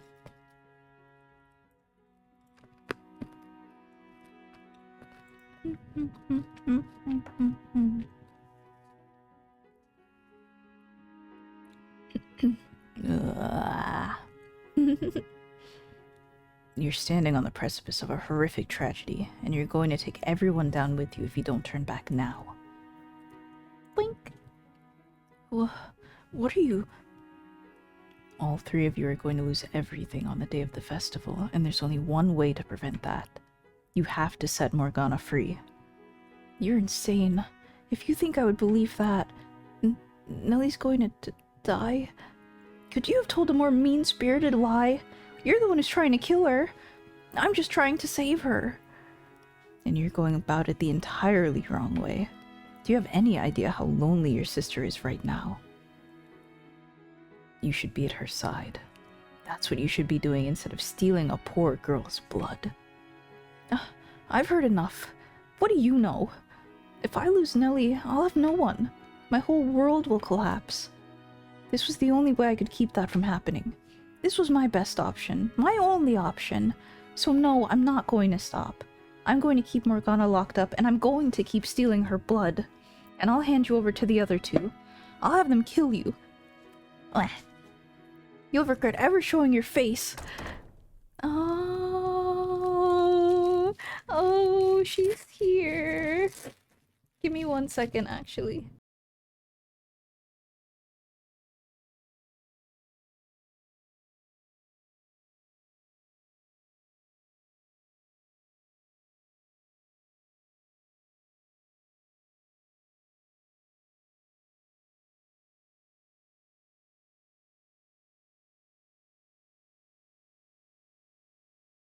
Mel, is that really true? What? Do you really have the same test locked up? Why? What are you doing here, Nellie? That man told me I had to talk to you. And he said that if I didn't have the courage to do it myself, to wait outside his room tonight, because he was going to get the truth from you.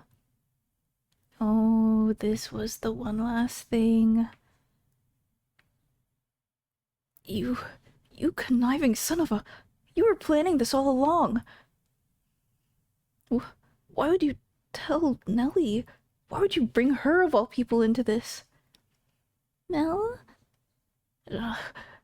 Tell me, Mel, is it true?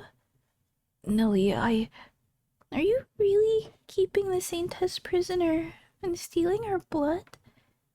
Ugh. And you said you would have him killed? I never thought you were such a terrible person, Mel. I can't believe you would do such despicable... Oh, wait, no. They both have the LL in the name, I got confused. I can't believe you would do such despicable things. No, you're not my brother anymore. Nellie! Oh. Michelle, go after her. Oh. Save video game. Yeah, I'm going after her. Yeah. We have to stop her. Bring her back. Oh. Nellie. Don't follow me. Just go away. Leave me alone. Stop. If you run away from him now, Mel will never come back from this. Then why did you tell me? Why did you tell me what he was doing? If you hadn't said anything, everything would still be fine. We wouldn't be in this horrible mess. If you hadn't said anything, I could have kept on believing in him. No, things wouldn't be fine. Why can you not see that? You shouldn't put your faith in your ideal brother, but your real one. The boy in that room stricken with regret. If I hadn't said anything, the facade would have ruined you both sooner or later. No, in truth, your relationship was already broken. You were simply ignoring the spreading cracks. I know, on some level, you had realized that Mel was keeping something incredibly important from you, and that secret was tearing you apart. There's nothing good about this, though. Now we'll never go back to the way we were. We can never go back to what it was like when we were kids. Just the two of us, playing together every day, having fun. Everyone's childhood comes to an end. The flow of time is impartial. You cannot fight it. What you can do, what only you can do, is choose how you change. But... I will admit, I am the one who opened your wounds, and now I'm putting the responsibility of tending to them onto you. It's cruel, I know. But if you don't come to terms with Mel and make him withdraw his participation, even greater suffering awaits you far in the future. It's not over yet, and you cannot let this be where it ends. The bonds you formed over the years are not yet broken, and you can do what I was never able to. You can still repair your relationship. But I'm scared. Scared that my Mel could do such terrible things. That he could say he would kill you. He used to be such a good brother. He was always so kind, so friendly to everyone, but it was all a lie. It was all a big act to fool me. No, it was not all an act. There is truth to it. He is a kind-hearted boy, an ordinary young man, whose kindness was twisted by circumstance. And it doesn't matter how good a person someone is. Everyone has the potential to do terrible things when backed into a corner. You think you know everything. I know that much. Nellie, if you want your brother back, you have to act now. Please, you must take action. But I'm scared. What am I supposed to say to him? I don't know. I'll be there with you. You don't have to face this alone. There's more to this story than we've heard. We don't know how he got himself into this, and I mean to get the rest of it out of him. And you need to be there to hear it. If, when I hear what he has to say, I try to say something I shouldn't, if I try to say something that'll ruin everything, you'll stop me? You're the one who told me to open my eyes and face him. You're the one who made this whole mess. What am I supposed to do if all this destroys everything I have? You said you'd be my brother, right? So be a good brother and help me out here. Promise me, you'll make sure nothing goes bad. You'll do that, won't you? Michelle, just say yes. We won't let this go bad. Have faith in yourself. Faith that you put their relationship on track to recovering. Promise her. Give her the courage she wants from you. You have nothing to fear. I'll be there for you. I'll help you both. Okay, I'll do it. I'll go back. Thank you, Giselle. Oh, don't mention it. Oh, that was nothing. Dude, that's simple, man. Just say yes. Now, let's go see what he has to say for himself. Let's draw back that curtain. Yes, let's. Quiet about it. Mel is definitely running for his boys. No, he's here. Nellie. Mel. What did you come back for? To ridicule me? I'm not the brother you thought I was, huh? Not at all what you wanted me to be. It's all over. Everything Michelle said is true. There's a girl in prison in the tower. A completely innocent girl. The girl who saved your life, in fact. Go on. Tell me how cruel and terrible and evil I am. I'm no prince. Here's an idea. Why don't you make him your new prince? You can do it, Nellie. Ask him. You have your reasons, don't you? You have some reason for being a part of this, right? A reason? Yeah, I have a reason, all right. I wanted to save your life. I needed her blood to cure you, so I had her locked up. Tell me the truth. I don't remember much about when the Saintess came to visit, but I do remember a little. I remember her saying that she would gladly give whatever she could to the sick and needy, which means you had no need to lock her up. It would seem the tale Morgana showed me was true. She really was a saint. Yes, she was. Tell me the truth, Mel. Tell me everything. There's nothing to tell. There is, I know it. There's more to a story than just the facts. The things you thought, the things you felt, are all pieces that combine to make the whole story. Isn't that right, Michelle? You're exactly right. If you hadn't said anything, we could have gone on with our lives as normal. No, Mel, we couldn't have. I thought so too at first, but it's not true. Our normal lives ended long ago. Gah. Tell me the truth, Mel. No matter what it is, I can handle it. No, Nelly, you can't. A girl like you who dreams of becoming a princess couldn't possibly bear to see how hideous her brother has become. How can I know if you don't say anything, though? That's how it's always been with us. You were nice to me, and that was all I needed. I never looked beyond the surface. I made you into my ideal brother, and I latched onto that image of you. You're a kind person, Mel. You really are. So kind you played along with my fantasy that you were a prince. But you don't have to act for me anymore. I want to know the real you. I'm all done being a princess. I'm just your little sister now, nothing more. Your one and only little sister, Mel. You need to do this, Mel. You need to tell your story. Until you do, we have no way of understanding what you've been through, what you're going through. I'm glad when characters are reasonable, but it's so silly to see kids talk so eloquently compared to kids these days. Oh, true. This is the truth we've come to know. Skibbity Rizzler, haha, that, what a gyat truth that you have, Mel. Like, yeah, it's so... when she was saying those eloquent words, I was like, wow, this story is written so nicely, isn't it? No way. If I tell you, you'll lose any hope you had left in me.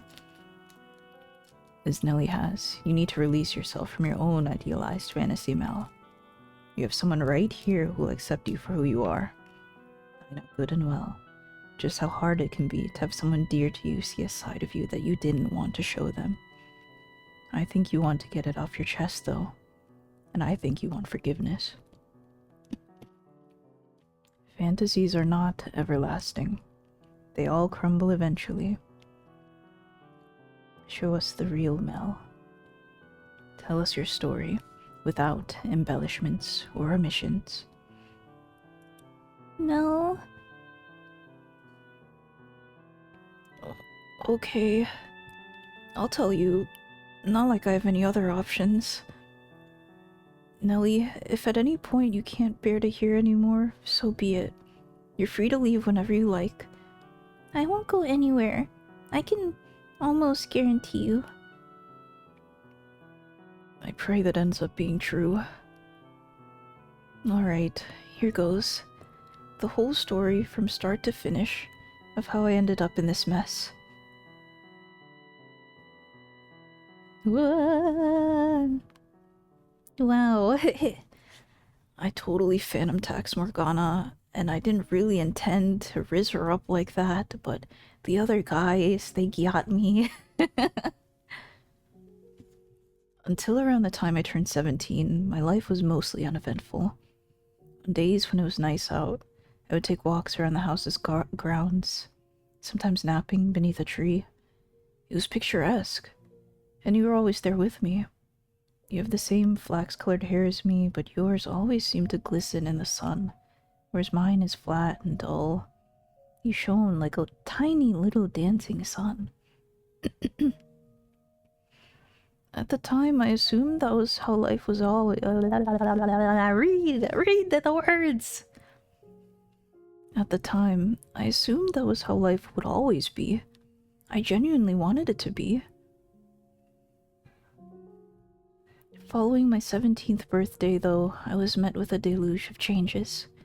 First, father fell ill and passed away shortly thereafter. With his death came the question of who would be the next head. As the oldest son, normally it would fall on me to take his place, I was 17. By all means, enough of a... I was 17. By all means, enough of an adult to handle things myself. Or, well, that's what I thought, anyway. Nobody else did, though. After discussions I had no part in, it was decided that my uncle would be the next head. That they weren't confident I had the spine to do the job properly. I wasn't sure what to think. Part of me wanted to know why nobody bothered talking to me. And part of me was relieved. Somewhere inside, I knew I didn't have what it took. So I was more than happy to let someone else take that responsibility. If it meant I could go on with my quiet life, I didn't care who they picked. My uncle, though, seemed to have caught on to my apathy, which he did not take kindly to, and in response, he formally disowned me. You're not the only one who still had some growing up to do, Nelly. I wasn't quite the adult I thought I was either.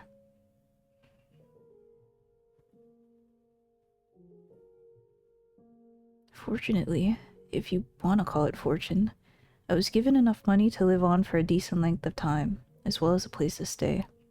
It was a small house, far from home, his way of making it hard for me to come back. Not that I had any intention of returning, but the best thing to come out of it all was you coming with me, Nelly. So this is our new home, dearest Mel? Yep, so it is. It's amazing how little there is. No big yard, no paintings, no vases filled with colorful flowers, no silver bowls full of fresh picked fruit. But there is you and me. You're not going to go say, my eyes need one breaking. I... one... How about a snack? That would fix me. How's it going so far?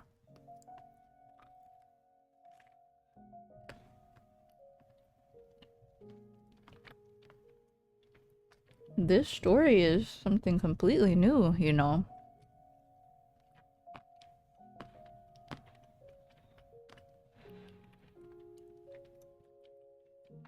There was, like, the original version, the tragic Morgana version, and I also remember that there was an alternate version of them where, you know, she's sick in the house, in the cottage, and he's going out getting medicine for her. I think that was Morgana's retelling of the story. I'm at work. Oh, that's true though. Shift's going good. A little snack, a little snack. And get a little snack for me. Make very good speaking. Little snack. This VN is never afraid to start over from scratch. It's true, isn't it? It's it was definitely well, it is definitely interesting storytelling. Being like, at first it was just like chapter based almost with the doors, but then it kind of metas itself. Very fun. Petting dog as listen, very good, very good, very good. Very calm.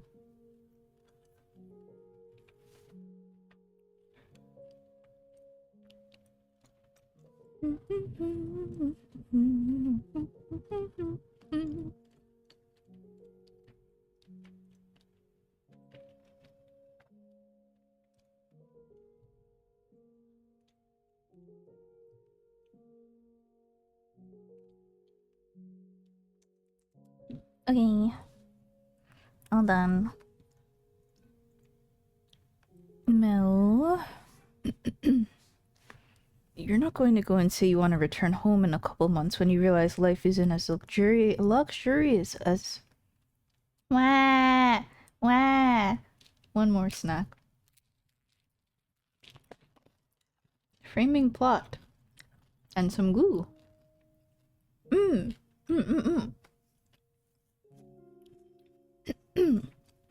Oh, let me take a sip too, actually.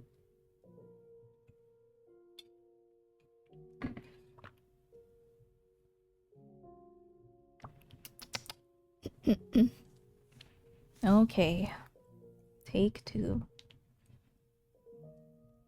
You're not going to go and say you want to return home in a couple months when you realize life isn't as luxurious here as it was back there, are you? There's only one thing in the whole wide world I really need. Oh? Honestly, I can live without shiny stones. Oops, shiny shoes. My words aren't readable. They're on the screen, but my eyes want different words to read. I don't know. They go in and then they come out different. Why? Anyway, I'm locking in. I'm joded. Honestly, I can live without shiny shoes and pretty dresses like Mother wears. I don't need composers to come and write me songs for my birthday. As long as I have the one thing that matters most to me, I can do without anything else. Are you saying... I'm as happy as I've ever been. I don't need all that fancy, expensive stuff. We may not have a huge yard, but the sun shines everywhere. Flowers can grow. Excuse me, even without a gardener tending to them. Nelly? I'll do whatever I can for you, dearest Mel. Are you hungry? I'm hungry. Oh, yeah, a bit. Alright, I'll make something then. Start off with some fruit jam, then maybe make a pie out of it. What else sounds good? I'm craving cookies. You've got quite the sweet tooth. You're going to make yourself sick like that. No, you won't. And that's the first smile I've seen since we got here. That can't be right. I'm sure I've been smiling. Nope, you've been frowny all day. Whatever you say. Forget about all that stuff at home. We've got each other. We can do this. Who cares that we're not rich anymore? We'll figure things out in no time. And then we'll have even more fun than we did back there. Yeah, you're right. It'll all work out, dearest Mel. I'll always be here for you. You've got yourself an adorable little princess. What more could you possibly need? Cheer up. Thanks. I'm really glad you decided to come with me. Mine eyes doth betrayed.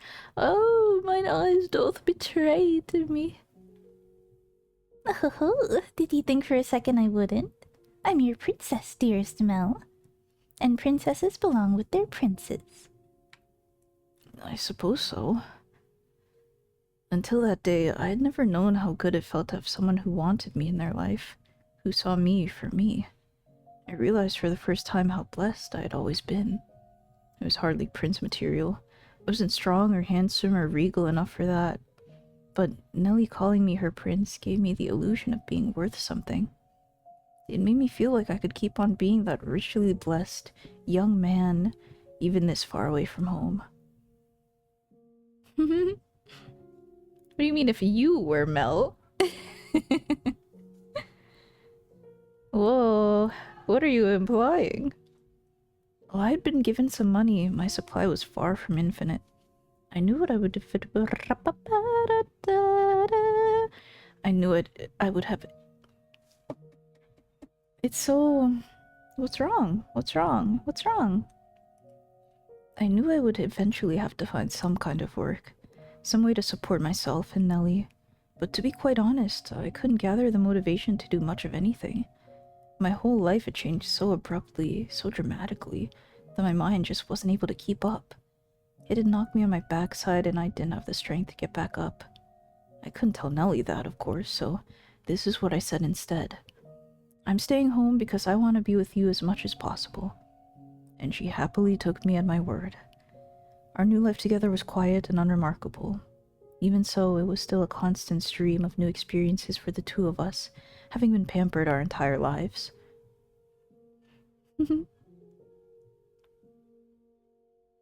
Welcome home, dearest Mel. What did you buy today? I got a chicken. Wow, I've never seen one so up close before. Are we gonna keep it as a pet? I was planning on using it for supper. What? You're going to cook it? That's the idea. You like chicken though, don't you? Steamed especially, if I remember right. Yes, but... Oh, but it's all covered in feathers and flapping about. How are we supposed to cook it? If I remember, the guy said you have to pluck its feathers, then cut off its head and drain all the blood. Ugh. Ew, no way. Absolutely not. Not in a million years. You do it, Mel. What? I've never done this before. Well, I'm not, so you do it. Oh, alright, alright. I'll bring it to the... Not inside, do it outside. Okay, okay. Gross, are they gonna have the... Oh, it's a whole scene. We are not at the end of the video game. Considering that we have to unravel the other two men's past as well. Lord. Lord. I've never had to slaughter a chicken before. The chefs back home always took care of it. God, I hope I don't screw this up. Well, I'm not gonna accomplish anything if I just sit here worrying. Just gotta give it my best shot. Oh, please, please don't put up a fight. I can't watch. On the count of 3, okay? The count of 3. 1, 2, 3. Wait, come back. It's gone. Oh, brother. We are genuinely never at the end of the novel.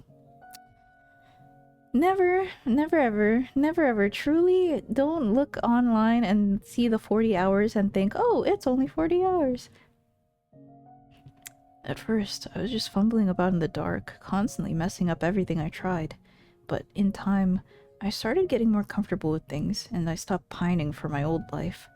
For the longest time, I couldn't shake the memory of the fact that I had once been a noble. I was constantly wondering how I'd ended up there, why this was happening to me. Nellie seemed to have adjusted fairly quickly, but I wasn't faring so well. I was surprised, honestly.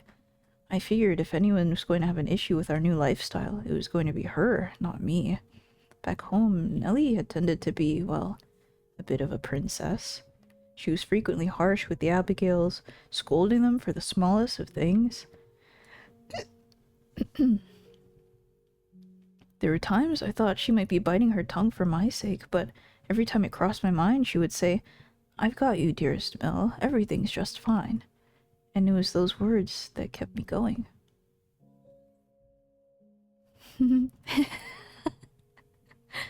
40 hours if you can read. If you can't read, GG's. Oh, dearest Mel, I just had the most wonderful idea. Would you like to hear it? Sure. What's your idea? We should get married. Oh, what? You can't be serious. As serious as serious gets. Smile. I mean, we're I'm fucking flustered. You can't say that. as serious gets. I mean, we're basically married already in everything but name. We can't do that. We're siblings. Nobody here needs to know that. They can guess from our hair and eye color, though. I don't think we look that much alike. Anyway, whatever gave you that idea? If we get married, then we can be together forever.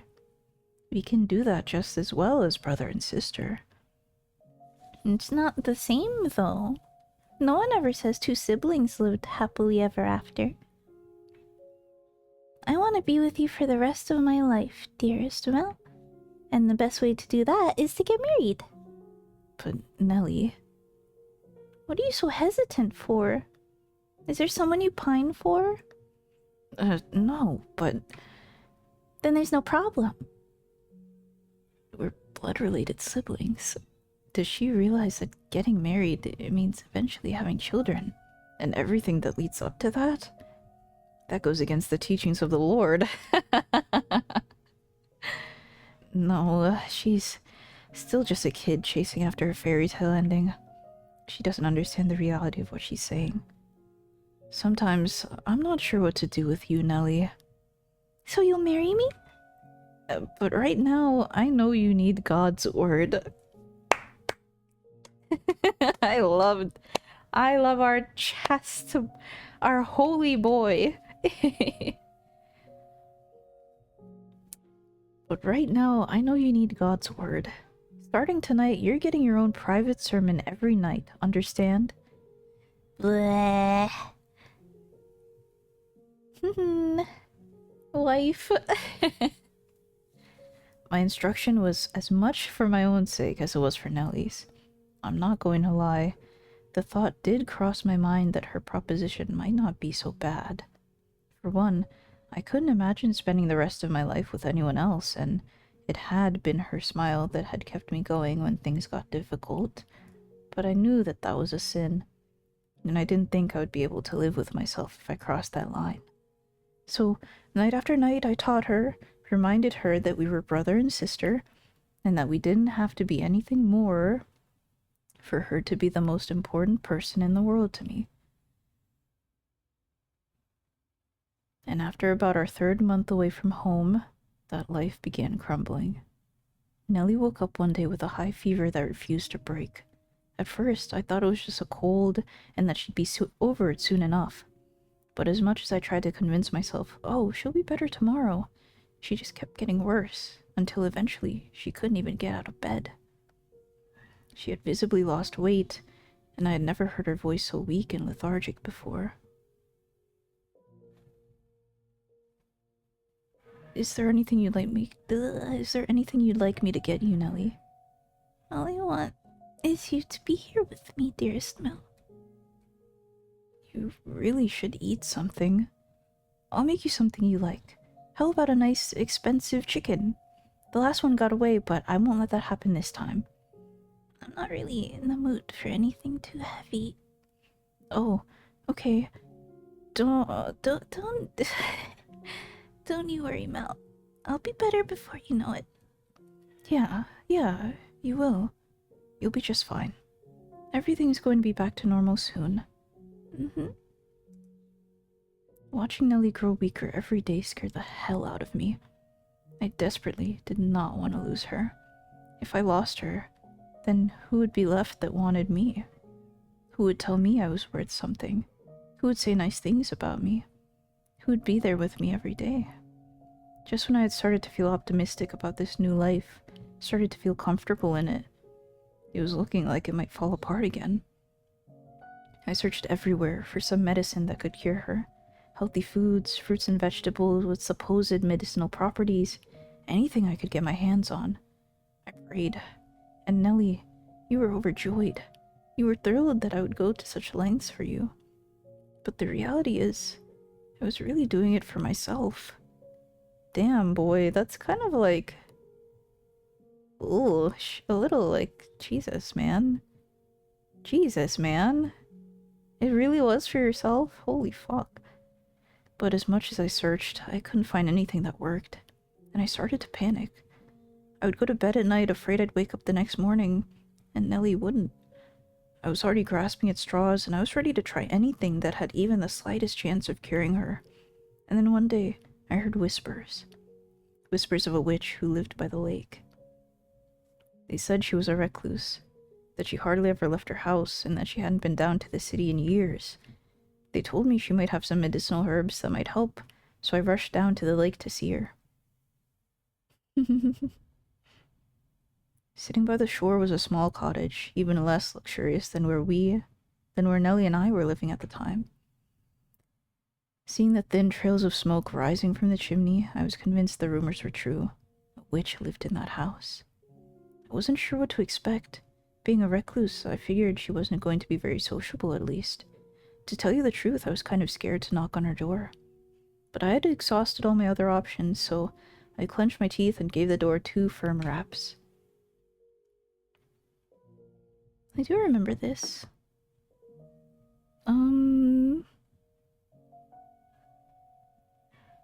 Morgana's voice.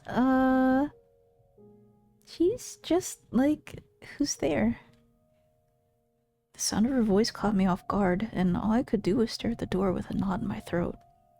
Based on the information I had, I'd assumed I was going to find a wrinkly old woman, but that was the voice of a young girl. And even though she'd only said 2 words, there was something indescribably enchanting about that voice. I could listen to her talk for hours on end in some kind of strange, hypnotic trance. It was almost like magic, for lack of a better word. I stood there dumbfounded like my soul had been sucked from my body. "Who's there?" She repeated her question, which brought me back to reality, though I still had to fight to maintain my wits enough to respond coherently. "My sister has fallen very ill, and she desperately needs medicine. I was told that the person who lives here is a skilled herbalist. Could I please get something to treat her?" I forgot Morgana's voice. I remember there was like a cadence about it that was up and down, but since she's a young girl, I kind of want to like keep it on the up, you know? Morgana. When she's like condescending, it's like up here, isn't it? "Oh, Michelle, you couldn't possibly..." Something like that. Boy hears one other girl and goes spaghetti. Yeah, huh? "What are her symptoms?" She's got an extremely high fever that won't come down. She has no appetite. She's only drinking water, and she can't get out of bed." "We're going to want to lower her fever first." I don't know. I don't know. Morgana is a young girl. Morgana is a young girl.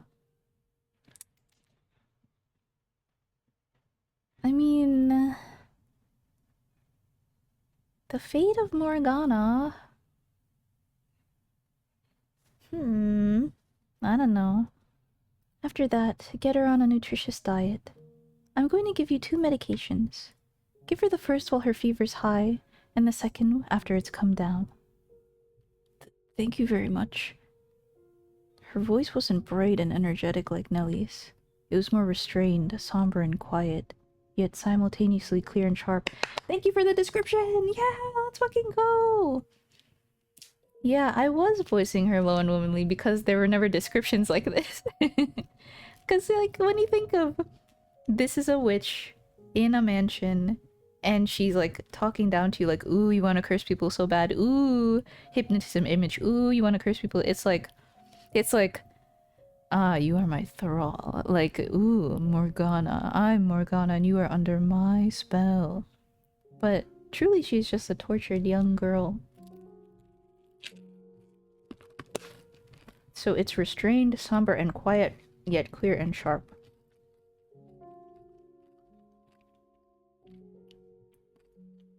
Not bright. Somber. Restrained. Quiet. Clear and sharp. The sound tickled my curiosity. I wanted to know what she looked like.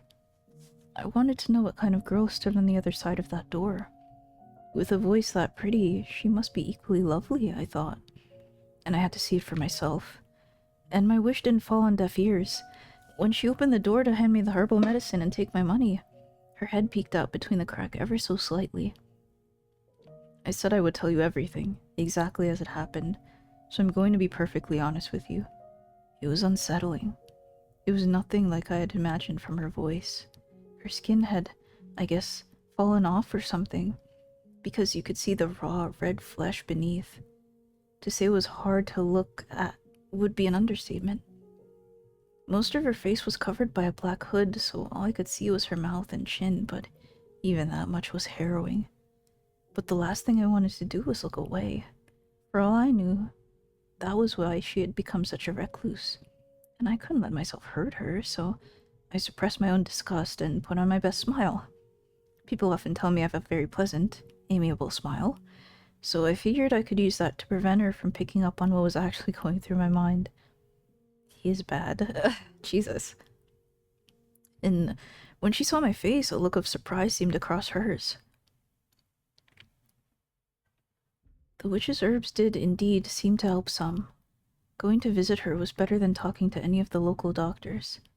Nonetheless, Nellie hadn't been cured. She was only feeling a little bit better. So I kept paying the witch visits, kept purchasing more herbs from her. And every time I went to that cottage and heard her sweet voice, I imagined how much sweeter it would sound without a door obstructing it.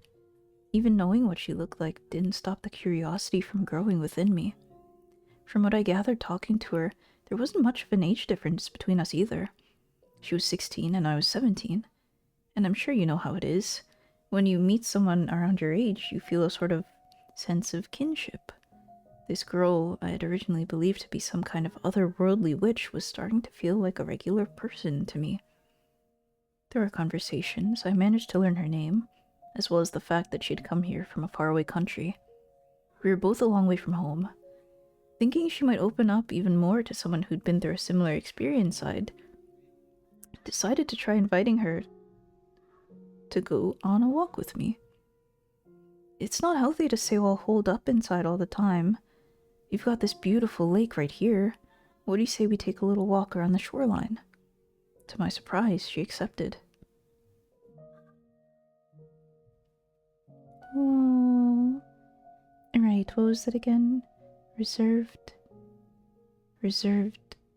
quiet, sharp, and clear. Ooh. Great weather, isn't it? I love the way the sun reflects off the surface of the lake. It's gorgeous. Are you okay? I'm in disbelief, to tell you the truth. Huh? What for? You've seen my face. You know how hideous I am. And still, you invited me on a walk. You're a very peculiar person. Is it really that strange? I mean, we're almost the same age, so I figured we'd make pretty good friends. You want to make friends? With me? Well, sure. We've been through a lot of the same things, so we can understand each other better than most. Understand each other? Yeah, we're both young, but we've been through some rough times. I'm going to be blunt with you. You have not been through anything like I have. What? No? If you had experienced the things I have, you wouldn't be smiling right now.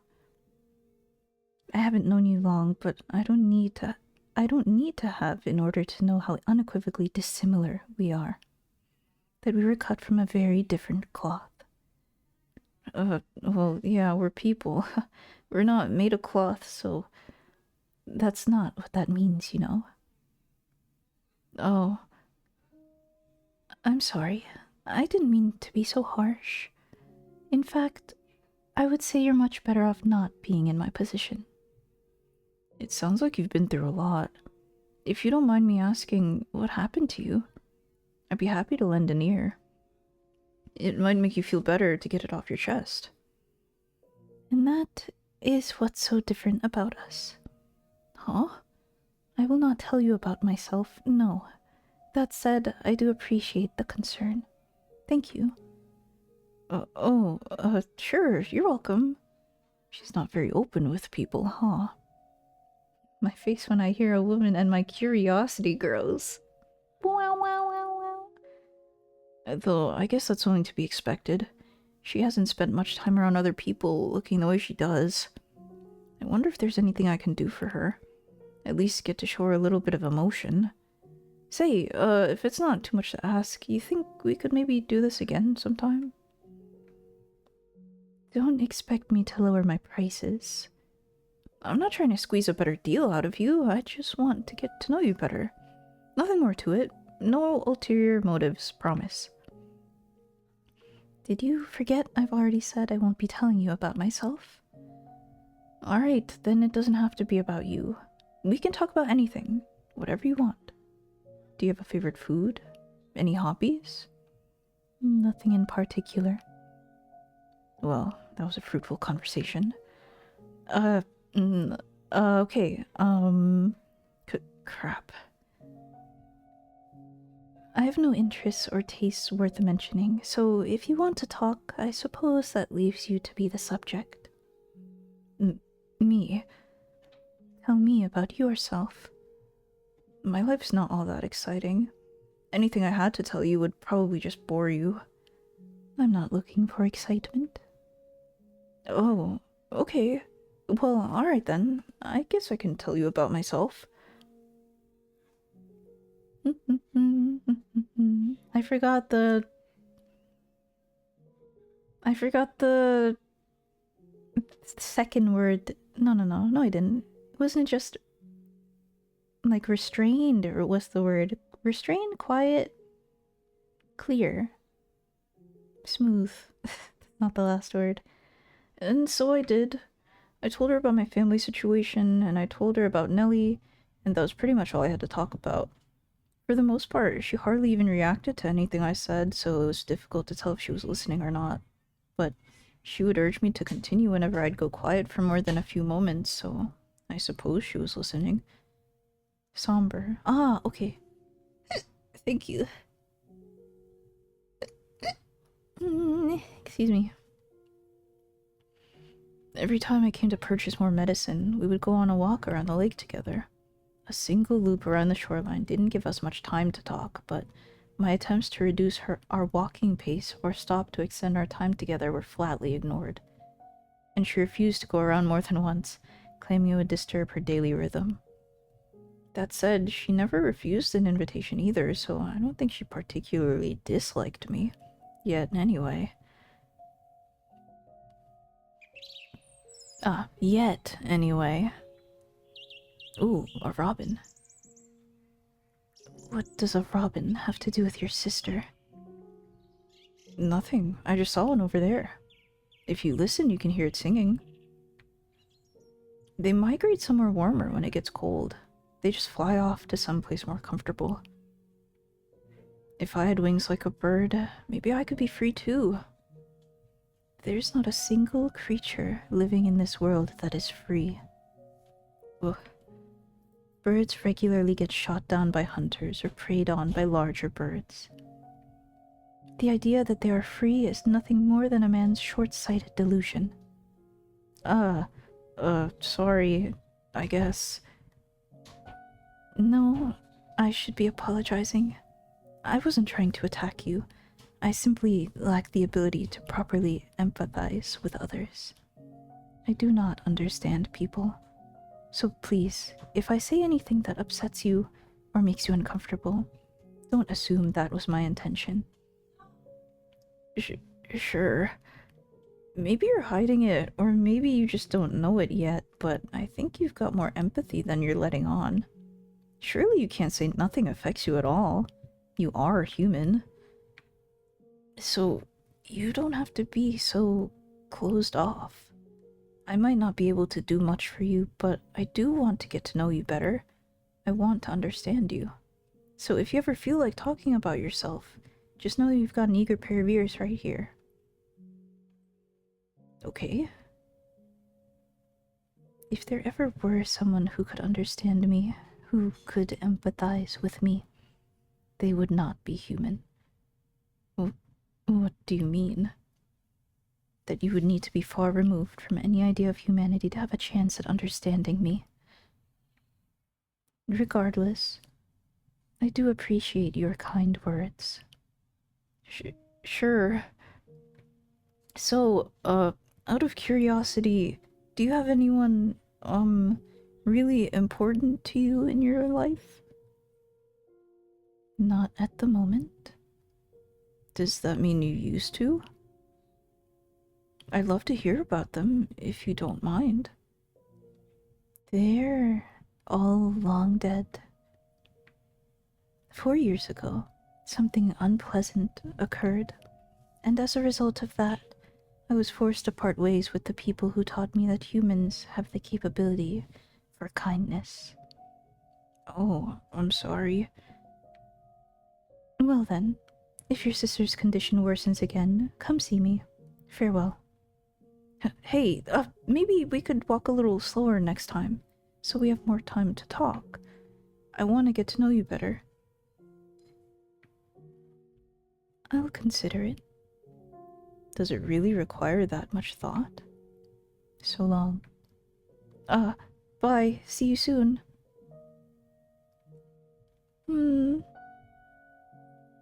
Things continued on like that for a while. Nelly bounced back and forth between getting better and getting worse. Emotionally, I followed not too far behind, getting very little in the way of peace of mind. Having to spend so much time worrying over and looking after Nellie was starting to wear me out, even though I knew good and well she had it much worse than me. I wanted it to be done. I wanted to be done with it all. I wanted to be free. I wanted her to get better as soon as possible, so I could stop agonizing over her. So at some point, I started wishing for a miracle. I didn't care if it came from a god, an angel, or something less holy. I just wanted someone to cure Nellie and take the weight off my shoulders. And during one of our walks, I let that slip. I'll take anything at this point to make her better. I'll even take a miracle if I can get one. I assumed she would, as she had a tendency to, say that people who believed in miracles were delusional. She was, in my mind, very much a realist, which is why her response surprised me so much. Yeah, I wondered that for a second too. Do you sincerely wish for a miracle? What?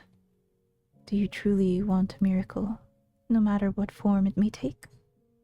Well, yeah. I've tried everything else. God is all I can ask for help anymore.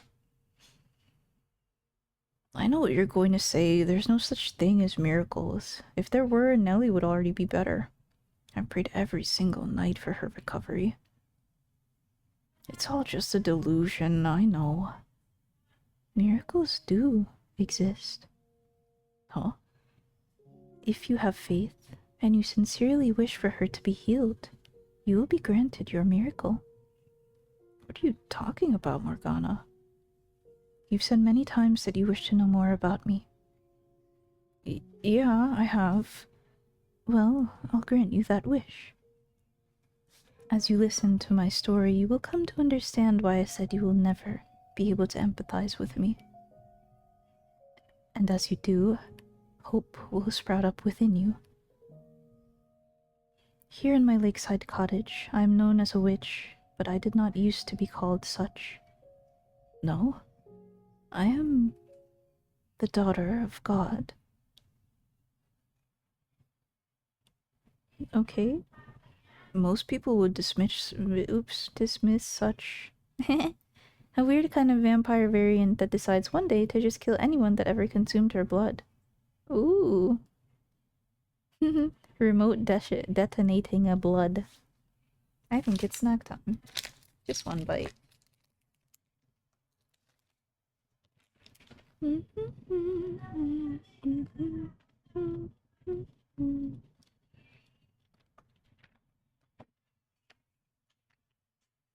She's about to grant miracles.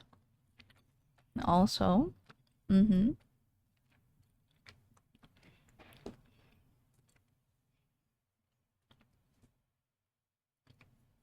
heresy. I'm the daughter of God.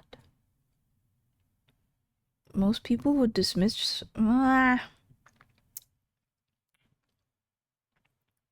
I'm Mel. I'm a 17-year-old boy. Most people would dismiss such a claim as madness, and I almost did exactly that. But there is something strangely enchanting about her voice, and I found myself slowly drawn into her tale, listening intently to her every word.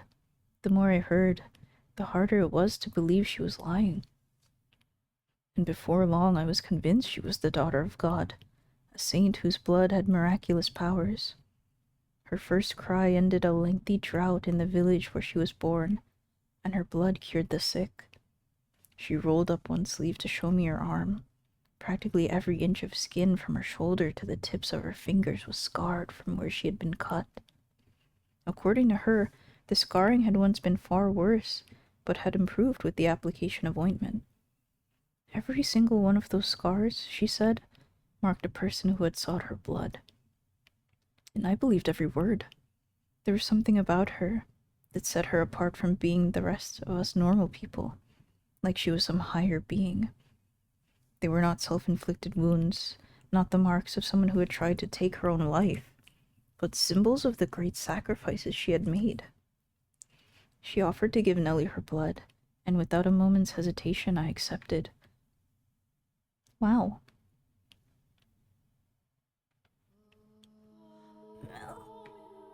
Hey, Nellie, I'm back. And I brought someone with me. A saint. A saint? Yep, she's here because medicine hasn't been working for you. She can perform miracles, so she's going to cure you. Miracles? That's right. Her blood has miraculous healing powers. Blood? Fear not, my beloved sister. Hear my words and do as I say. You must have faith for the miracle to be performed correctly. I give you my blessing that it may bestow upon you salvation. I give you my love, and I give you relief. Hear my words. I hear them. This body was created not in a mortal wound. This flesh is not the flesh of man. This blood is not the blood of man. The water that flows through these holy veins flows from the river of creation. Have mercy on them, O Father. May the infirm find comfort in your warmth. May the destitute find reprieve in your generosity. May my flesh bring nourishment and health unto this girl. Bestow upon her your blessing, O Father. Morgana held a pale hand above Nellie's mouth and, without hesitation, sliced her own wrist. Blood slowly trickled down her middle finger from the cut, dripping into the gap between Nellie's bluish lips. I stood there entranced by the scene. It was like I was witnessing some kind of ritual. I wasn't sure, however, whether to describe it as sacred or profane. Watching the fresh blood trickle from the cut on her wrist made me break out into a sweat, feeling like I was violating a taboo. My knees rattled, and I could barely stay on my feet. Needles pricked my hands. Thoughts slipped through my fingers before they could fully form. Had I crossed a line that wasn't meant to be crossed? Had I stepped into territory man was never supposed to enter? In time, I stopped processing Morgana's prayer as words. They became nothing but a rhythmical sequence of sounds bouncing around my head. My line of sight grew gradually narrower. Right. Are you alright? The ceremony is complete. How's Nellie? She is asleep right now, but she should awaken soon. Oh, good. My blood has the power to cure my blood has the power to cause miracles. But you must remember that the miracle is predicated on your faith. So are you saying we need to worship you? No, I am merely God's progeny. Your praises and prayers should be directed at my Father, the Lord God. I should get going then. Hey, thank you very much. When Morgana had said I would never be able to understand or empathize with her, she had not been lying. Having only heard her tell of it, I had still believed there was room for me to close the gap between us, that we still had enough in common. But seeing it with my own eyes, feeling it with my entire being, I no longer had any illusions of us being on the same plane. As I gave her my thanks, my voice was audibly trembling. Wow. Mell, come on, get up, dearest Mell. Oh, Mell. Nellie? Finally, you're awake, sleepyhead. What's with the look? Am I making a funny face? Are you good to be up and about? Yep, I woke up this morning feeling wonderful. Feel my forehead, Mell. See? No fever. It's gone. She actually performed a miracle. I only remember bits and pieces, but I remember a really pretty saint lady showing up and giving me her blood. That's how she remembers it? Her memory is pretty hazy, huh? And then I got this warm and fuzzy feeling inside me. Then I had this really strange dream. What kind of dream? There were a bunch of lights floating all around me, and they were changing into all sorts of different colors. It was the most wonderful dream. That doesn't help me understand at all, Nelly. It was a good dream, and that's what matters. It must have been the Saint Lady's power at work. Must be, yeah. I'm so relieved you're feeling better, Nelly. Sorry for all the trouble I caused you, but now everything can go back to normal. Yep, all back to normal.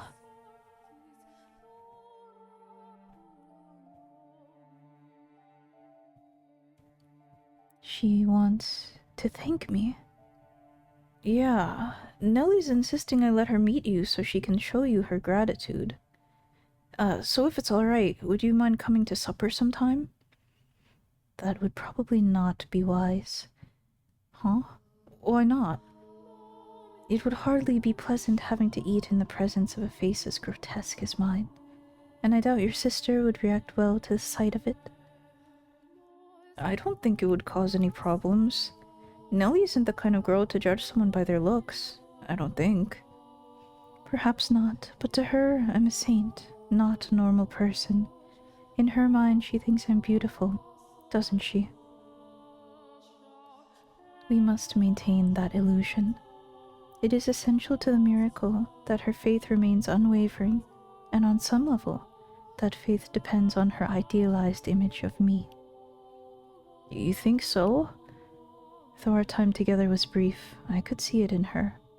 She is a girl with a great love of beauty. And perhaps the same could be said of you. I don't judge people by how they look. It's what's inside that matters. I'll take you at your word. Thanks. So, are you sure you don't want to come? I really shouldn't. I'm terribly sorry. Oh, okay. Why in the world am I feeling relieved?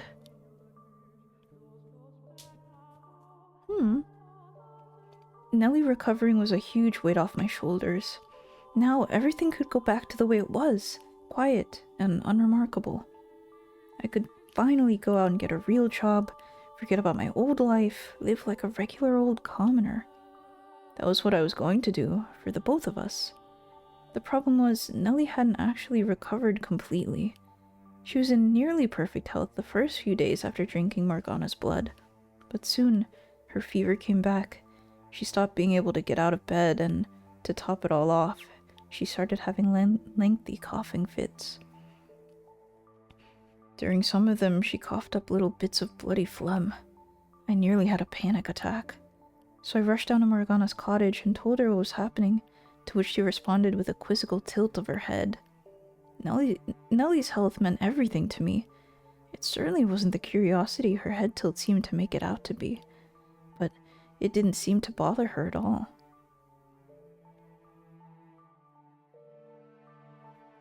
The miracle took place, but it didn't persist. That doesn't make much sense. But it's true, she can't get out of bed. And it's not a problem with her faith. I've been teaching her the word of God every night. And she absolutely believes in you, in her saint. Lower your voice. I will perform another miracle for her. You'll do it again. I will not forsake those who are in need. And it'll stick this time, right? I cannot promise anything. But why? Your miracles aren't supposed to be temporary, are they? Whether they are or not is decided by you and your sister. You're my only hope, though. Please do not worry.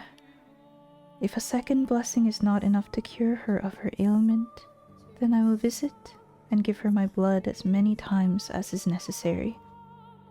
I will gladly give her every last drop of blood in my body. I assure you, my father does not want to see you two young souls like yourselves torn apart, and neither do I. We should get going. Alright.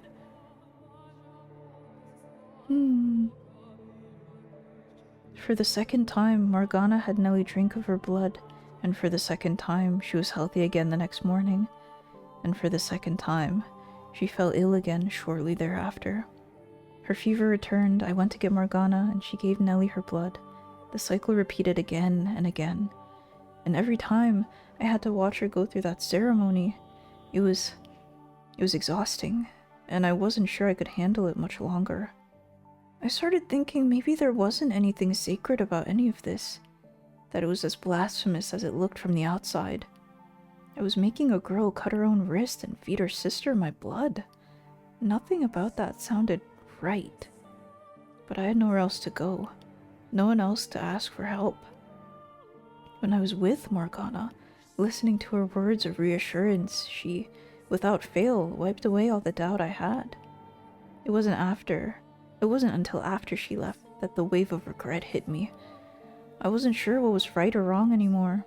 I wasn't sure what to do anymore. Every time I went to see Morgana, it got more and more difficult to look her in the eye. I stopped asking her on walks as often, and I stopped trying to have chats with her.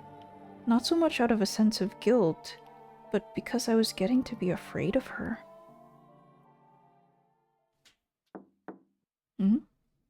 One of those draining days, someone knocked on the door. I hadn't asked Morgana to come down that day, so I wasn't sure who it could be.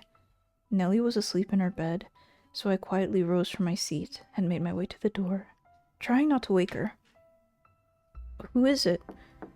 Hello? Who's there? I had an inkling of a suspicion, but having been raised in such a sheltered environment, I didn't understand exactly how dangerous it was to thoughtlessly open the door to anyone who came knocking. I pulled the door inward a couple inches and tried to take a peek through the crack. When out of nowhere, someone grabbed my shoulder and shoved me, helpless to resist, into the house. A man stood there above me. This man. What do you think you're doing? What do you want from me? I don't have anything valuable. I am just a regular old peasant. I am not here to rob you. What? You're in contact with a witch, are you not? Huh?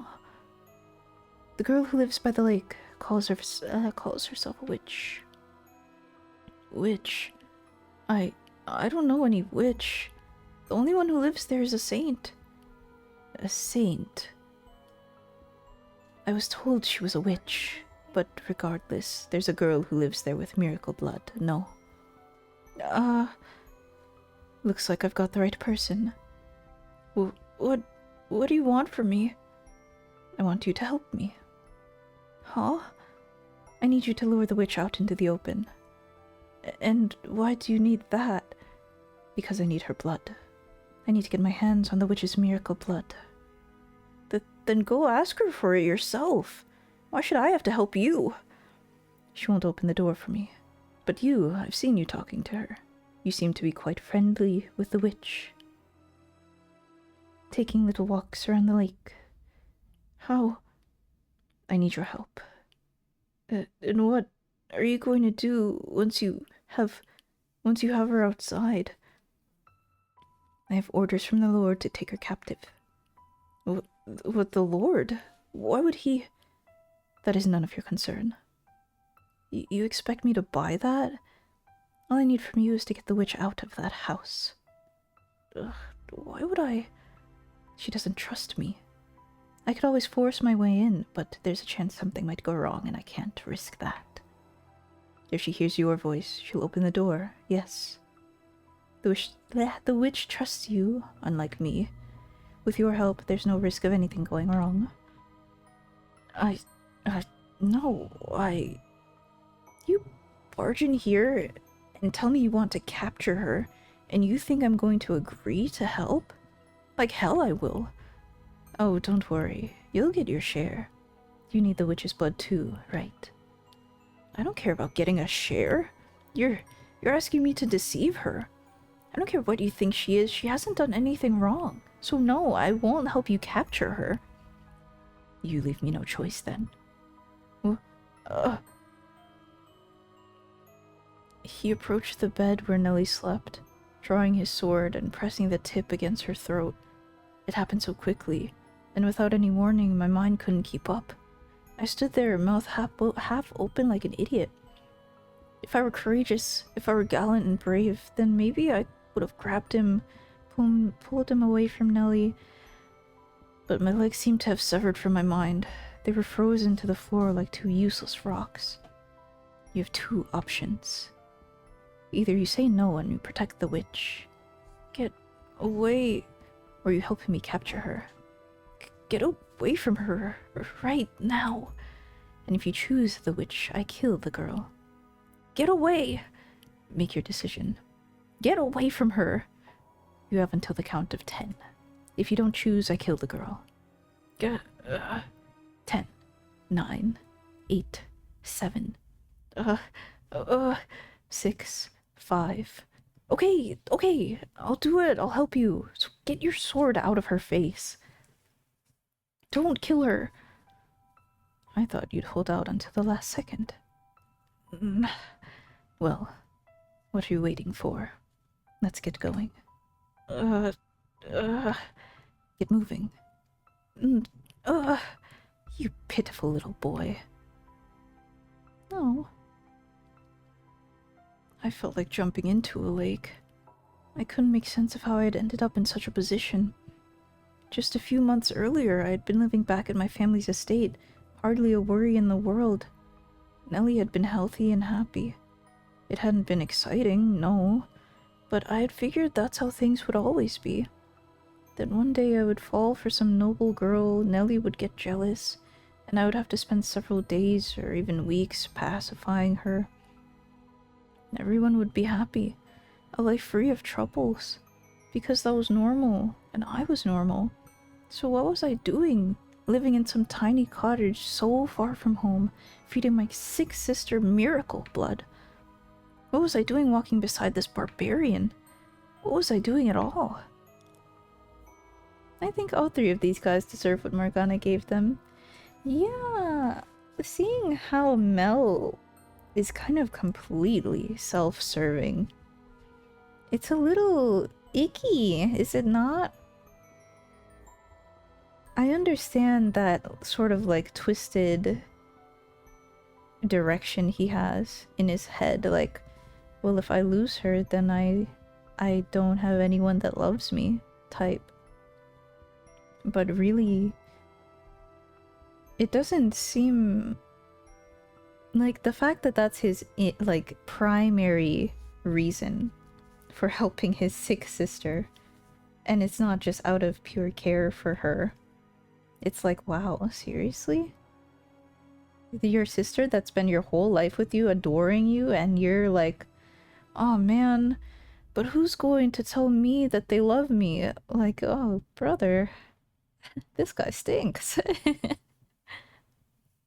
I was conflicted. Part of me hoped we would never arrive at the lake, and part of me wanted to get there as quickly as possible so I could be done with all of this. But time plodded on no quicker or slower than normal, and we arrived at Morgana's door in short order, irrespective of my own selfish hopes. The thought of what was going to happen next filled me with a crushing sense of guilt.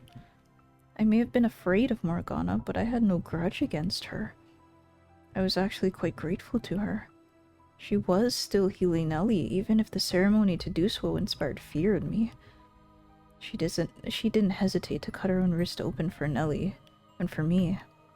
She didn't grimace or even frown, though I knew it had to hurt. I knew damn well she wasn't a bad person, that she hadn't done anything to warrant being taken into custody. She might very well have been a genuine saint, but there I was, selling her out because a man with a sword threatened me. Oh Father who art in heaven, please forgive me for what I am about to do. Please forgive me. Quit sniveling. You want her to get suspicious? But how? I can't, please, oh God.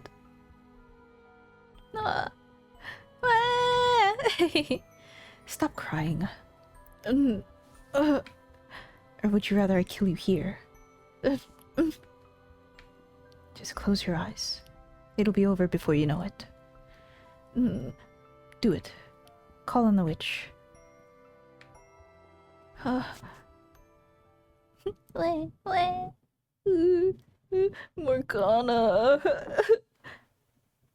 Who's there? It's me. I'm not here about Nelly today. I'm sorry for being so distant lately. I want to talk things over. I thought I had heard a faint gasp through the door, and then she responded.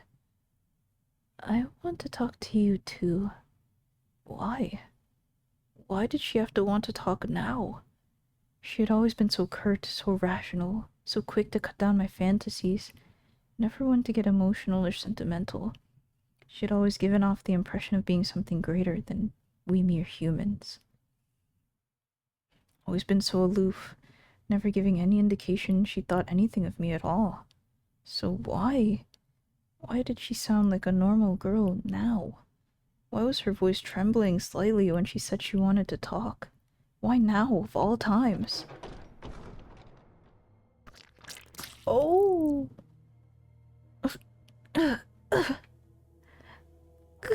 Oh. Oh, she's screaming.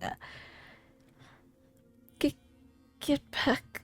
No, stay away from me. No.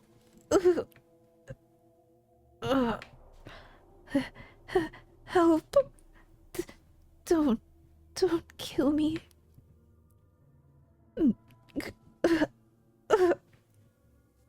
Take it. Oh, that's your share. Should last you long enough.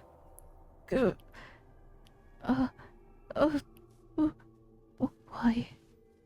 Why did you take my arm? Oh my god. What do you mean by share? Why?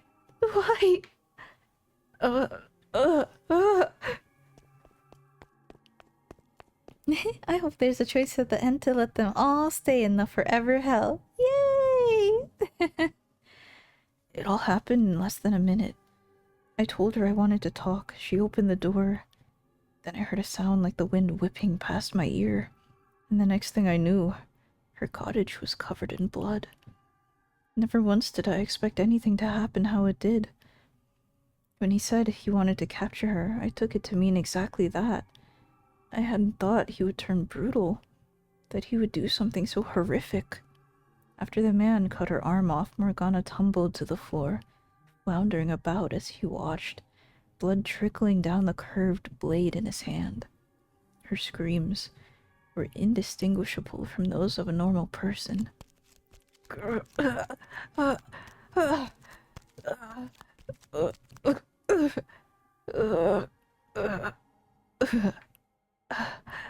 arm. Oh. Kneeling in the grass at the lake shore, I vomited, and I vomited, and I vomited. The things I had seen in the cabin were far too much for me to handle. I tossed the arm, Morgana's arm, the man had given me, into the lake. What else was I supposed to do with it? It was an arm, a human arm. You would have to be insane to go around carrying someone's severed arm. I tried to convince myself it was all a dream, some terrible nightmare, but I could still feel the warmth of her skin fresh on my hands, the warmth of her blood on my fingers dragging me back to reality. Ugh. My mind couldn't keep up with the flood of thoughts and emotions and images.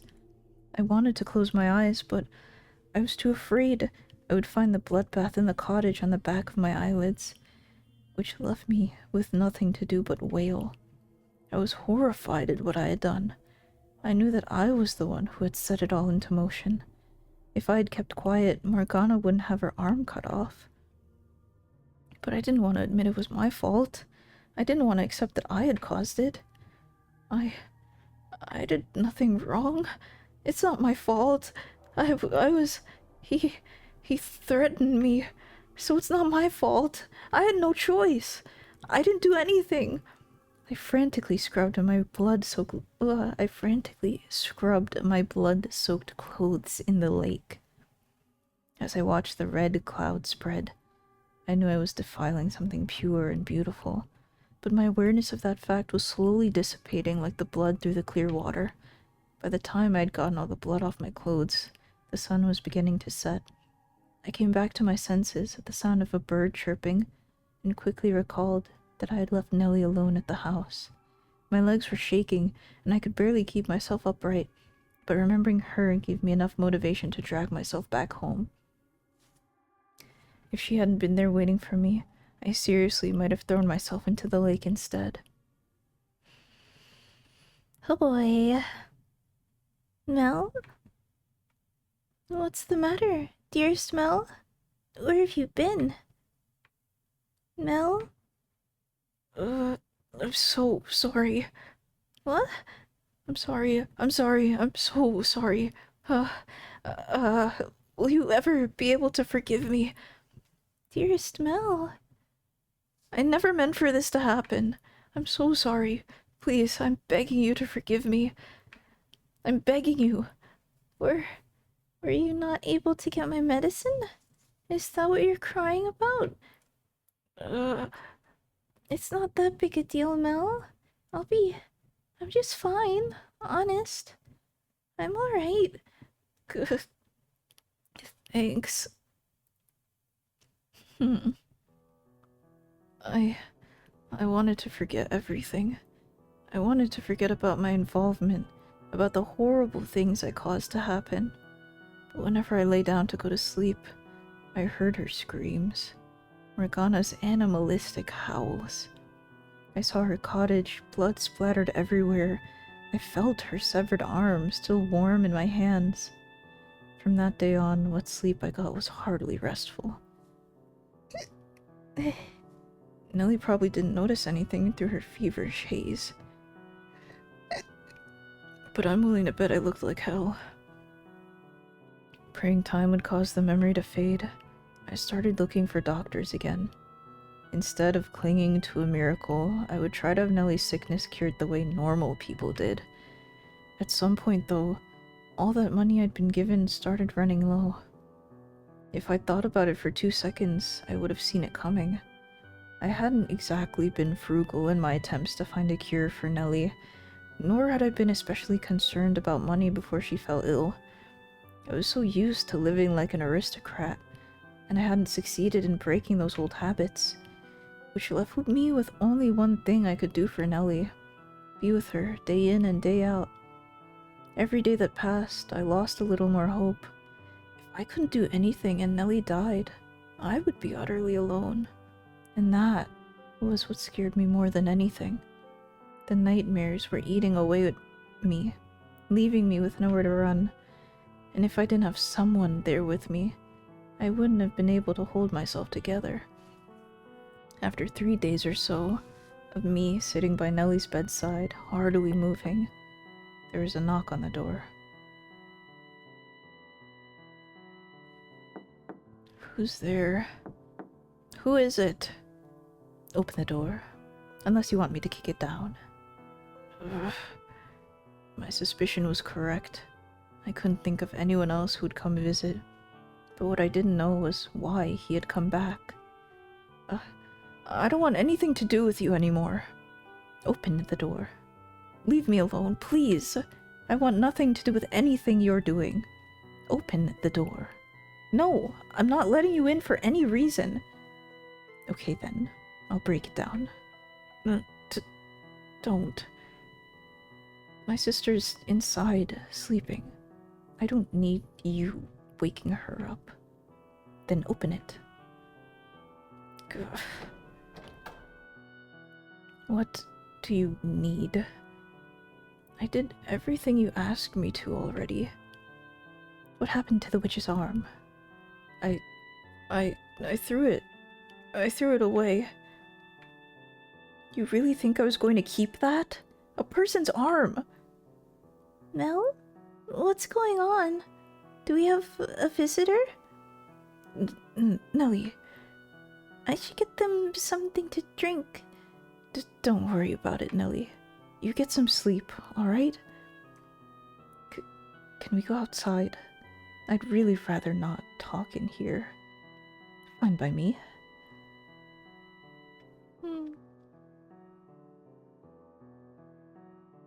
So, that's your sister.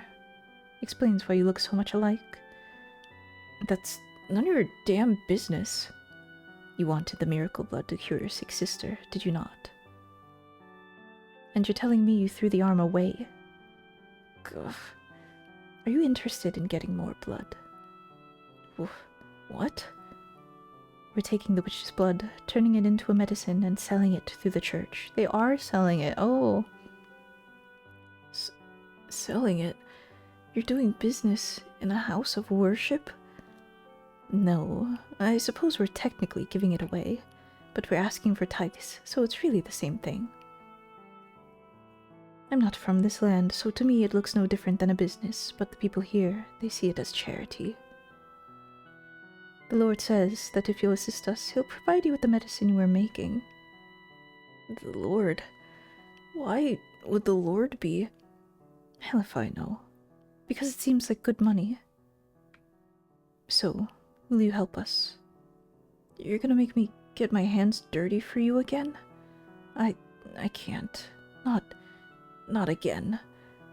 Ah, right. I forgot to mention one detail. You don't have a choice this time. Huh? You know about the miracle blood, which means we can't let you go unattended. If you say no, I have permission from the Lord to kill you on the spot. Why?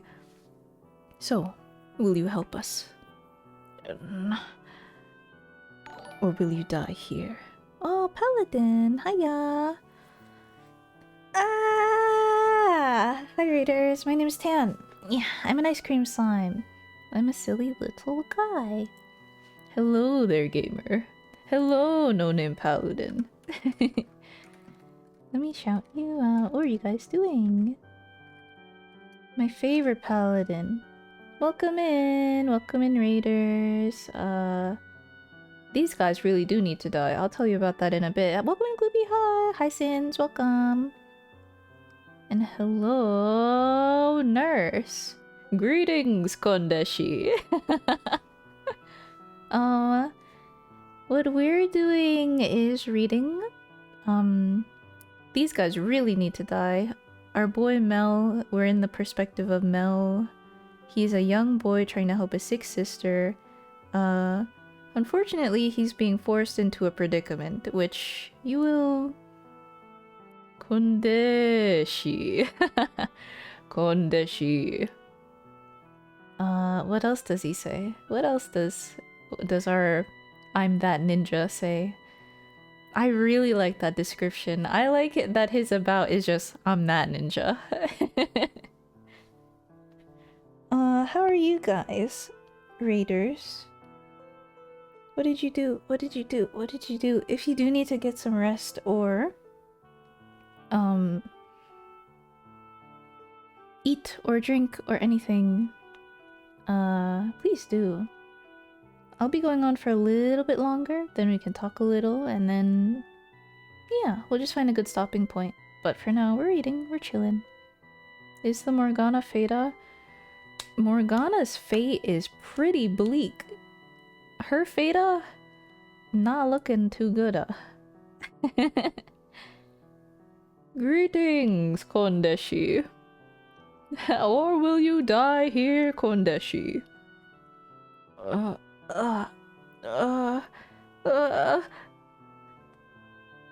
was the right thing for me to do then? Should I have fought back and died? Should I have tried to run? Should I have taken my own life? I'm sure you've heard enough to know by now that I'm a weakling, a pushover. I didn't have the spine to do anything but agree to meet with the Lord. He told me about the mansion and gave me one of a set of 3 keys. I wanted so badly to get rid of the key, but with that man's shadow constantly hanging over me, I couldn't bring myself to do it. Not when I could be the next one to end up losing a limb or 2. There was no way I could have disobeyed them. I mean, it's too late to die. Yeah, he was kind of in it. You know, he's kind of stuck. And that's everything that happened 6 months ago. Every day since I arrived here, I brought Morgana breakfast and supper. She doesn't say anything, but I saw it in her eyes the first time I stepped through that door. How could you do that to me? I've never looked her in the eyes since, because I'm too afraid of what I might see in them. Oh, Meru. Oh. And that is how I ended up here. Damn. we don't have any words. So he was threatened. He didn't actually want to cause Morgana harm. That doesn't excuse what he's done, though. See, what did I tell you? I'm not at all the brother you thought I was. Mock me, ridicule me, call me worthless, a coward, a terrible person. Go on, what are you waiting for? But you were threatened, Mel. He said he would hurt me, hurt you. That's the only reason you went along with him. You didn't do anything wrong, dearest Mel. The other man is the bad guy, not you. You did the best you could. You didn't have a choice. That terrible man forced you to do everything. Nelly. You didn't do anything wrong, dearest Mel. No, I didn't. I didn't do anything wrong. I had no other choice. That's not true. All you're doing is closing your eyes. What? You mustn't coddle yourself. What was I supposed to do then? Don't be mean to my Mel. Did you really do the best you could? Did you even once try to do something about the situation, as hopeless as it may have seemed? Could you not even conceive of any other options? Could you not have come up with something else to say at Morgana's house? Something that might have given her even the slightest clue she was in danger. But... When she opened the door, did you do anything? Did you even so much as attempt to stop him? My legs were shaking so bad. I couldn't move. There's no way I could have stopped him. Then at the very least, you shouldn't have fled. You should have stayed and told her the truth, that you weren't there willingly, and maybe she wouldn't have felt so utterly betrayed. But he was there. You think I could have actually stayed there with him? Not a chance. And it's not like Morgana would have... She opened the door because she trusted you. She isn't the easiest person to read, but she was opening up to you. And what did you do with that trust? Stop it. Please, you've made your point. It's not all Mel's fault either. If anything, he's a victim. He was just trying to protect me. Were you listening to anything he said, Nelly? You were not Mel's first priority. He did what he did for his own sake. Ooh, addressing it like straight up. I would do terrible things to Mel sexual style. Don't you worry. You want to know what happens in the first door of Fata Morgana? Horrible things happen to him sexual style. In that one, Nelly becomes very sick and twisted, and she's a little crazy for Mel, obsessed with Mel. And I think she kills him. I'm pretty sure she kills him and then herself. And it's very tragic. I love Fata Morgana. Well, what did you expect me to do? Pull courage I don't have out of thin air? What's so wrong with self-preservation? There's nothing I could have done to stop him. I'd love to see you try and do any better. Then maybe you'll understand how scared I was. How little I could have done. Damn, I'm about to read this shit. Yeah, to be honest, it's very... like, I've made the joke of like, haha, it's about incest and bestiality and then wife beating, but you can see the writing. Like, clearly, it's very well done and very pulls at your heartstrings. Or you could watch the VODs, haha hee. But I think you should read it too. It must be nice to be an outsider, to talk about my experiences like you know anything. Analyze my decisions, go on about what I should have done. You don't have a damn clue how terrifying it all was. How I felt having to go through it. Oh yeah, you're right. It sure would be the courageous thing to do to sacrifice your life for someone else. But you know what? People like that only exist in stories. Except you don't actually understand that. You just want to give me crap for not being perfect. Do you want my pity? Is that all you want?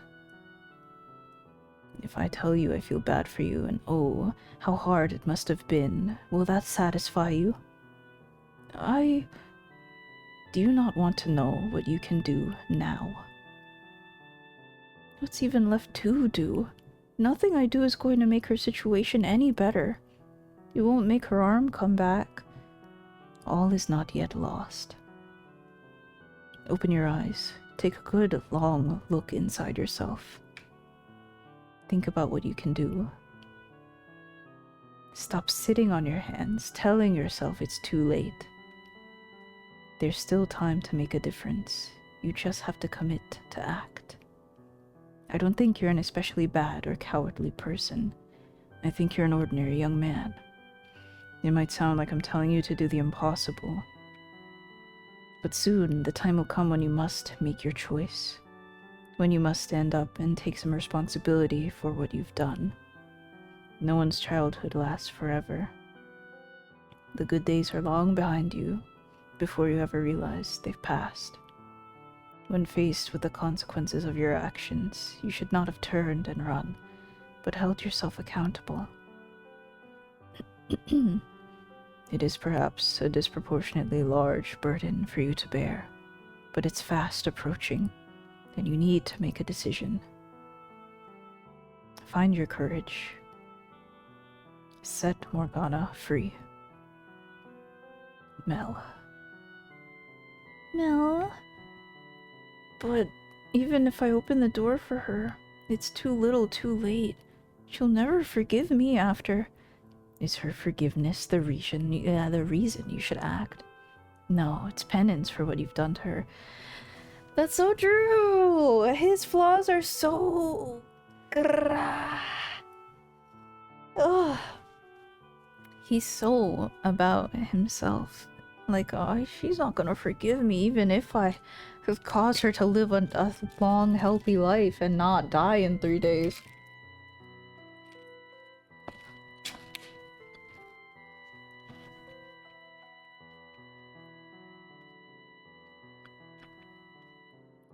Yum, yum, yum. Is her forgiveness the reason you should act? No, it's penance for what you've done to her. Atonement for your sins. Whether she forgives you or not is beside the point. The question on the table right now is whether you are going to do the right thing. And what about her blood? Without Saint's blood, Nellie won't. You don't have to worry about me, dearest Mel. My life isn't so important that I would want to take someone else's away to keep it. I'll think about what I can do to help too. It's partially my fault after all. So please, Mel, set the Saintess free. Your quiet life is built on a foundation of lies. And I know that by now, you realize there's no real value in a life like that. You wanted to do something about this. You sought salvation. Salvation? But who would give it to me? I already told you I would. But why? Because I promised you. And you expect me to believe that? Yes. Chad? If you choose to sit here and wallow in your regret, there's no going back. Now is your only chance to make a change. Mel. All right. I'll help. I'll help you set her free. Dearest Mel, I knew all along that that was what I needed to do, but I could never bring myself to act on it. There was no way I could accomplish something alone. I'm basically helpless on my own. Everything about this is so completely outside anything I've ever had to deal with before, so I had no way of having any idea what I was supposed to do about it.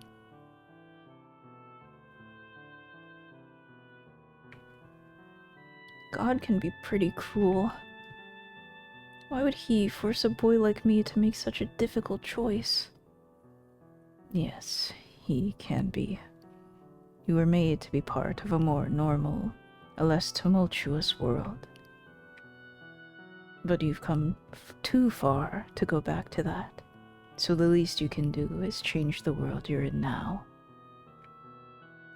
Yeah, I doubt I need to remind you, but, you know, you can't get in with only my key. You need all three, and the other two, they don't feel an ounce of remorse. Taking their keys won't be easy. Easy or not, we have to get them. And I'm sure there's a way. There must be. Just so we're clear, you're not going to overpower them. The guy with the sword's much stronger than you, and he knows how to use a blade. And he's the Lord's bodyguard, so you're not getting near the Lord either. Even the two of us together wouldn't stand a chance against him. You seem pretty weak from the looks of you. Who knows, maybe I am stronger than you. God, I really do want to hit this boy. deep breaths, Michelle, deep breaths. Oh, it's so sad, isn't it? He is still full of excuses. Full of not even like resolve. I don't know, man. There must be some way we can get their keys. I know they both have people they're close to. Huh? People they're close to? We can talk about that later. Now that you've made your decision, talking with me isn't your top priority, is it? Mel? Nelly, I'm sorry for involving you in all this. And I'm really sorry for being, well, what I am. I'm no prince, that's for sure. You always were my prince, though, dearest Mel. You did your best to be the brother I wanted you to be. Honestly, I adored the way you fawned over me. All that affection just felt so good. What? It made me feel like I was special, important. Having someone to care for, to pamper, it was empowering. That's the kind of guy your brother is. If someone else, some other girl were ever to show up and call me her prince, say she loved me, I would probably try and act like a prince for her too. Why would you say that? Because all this, it's been so hard on me, such a huge weight on my shoulders, that every so often I would think, just how much easier would it be if I could get rid of her? Huh? Brother! This guy stinks! My god! Holy fuck. Holy fuck. Your flaws are so entrenched within you that you cannot even love your sister genuinely? My lord! That's enough, honestly. What the hell? Honesty. That's enough, honestly. True, true, true. Whoa! Shut up! Silence, robot. Cool. Where's the on-screen celebration? What happened to it? Is it supposed to... Is that the emote that was supposed to be celebrated? Getting rid of his sister, man. I would hate that, honestly. If someone's motivation for loving me or caring for me was purely because they... Because they... I don't know what he is, because he gets satisfaction from it. Like, it's not genuine care, but it's just like a motive. Like, oh, I'll take care of her because it makes me feel good. I mean, ugh, it being purely that is so... yeah, it makes me feel bad. He wants to be the good guy. Oh, it's like that.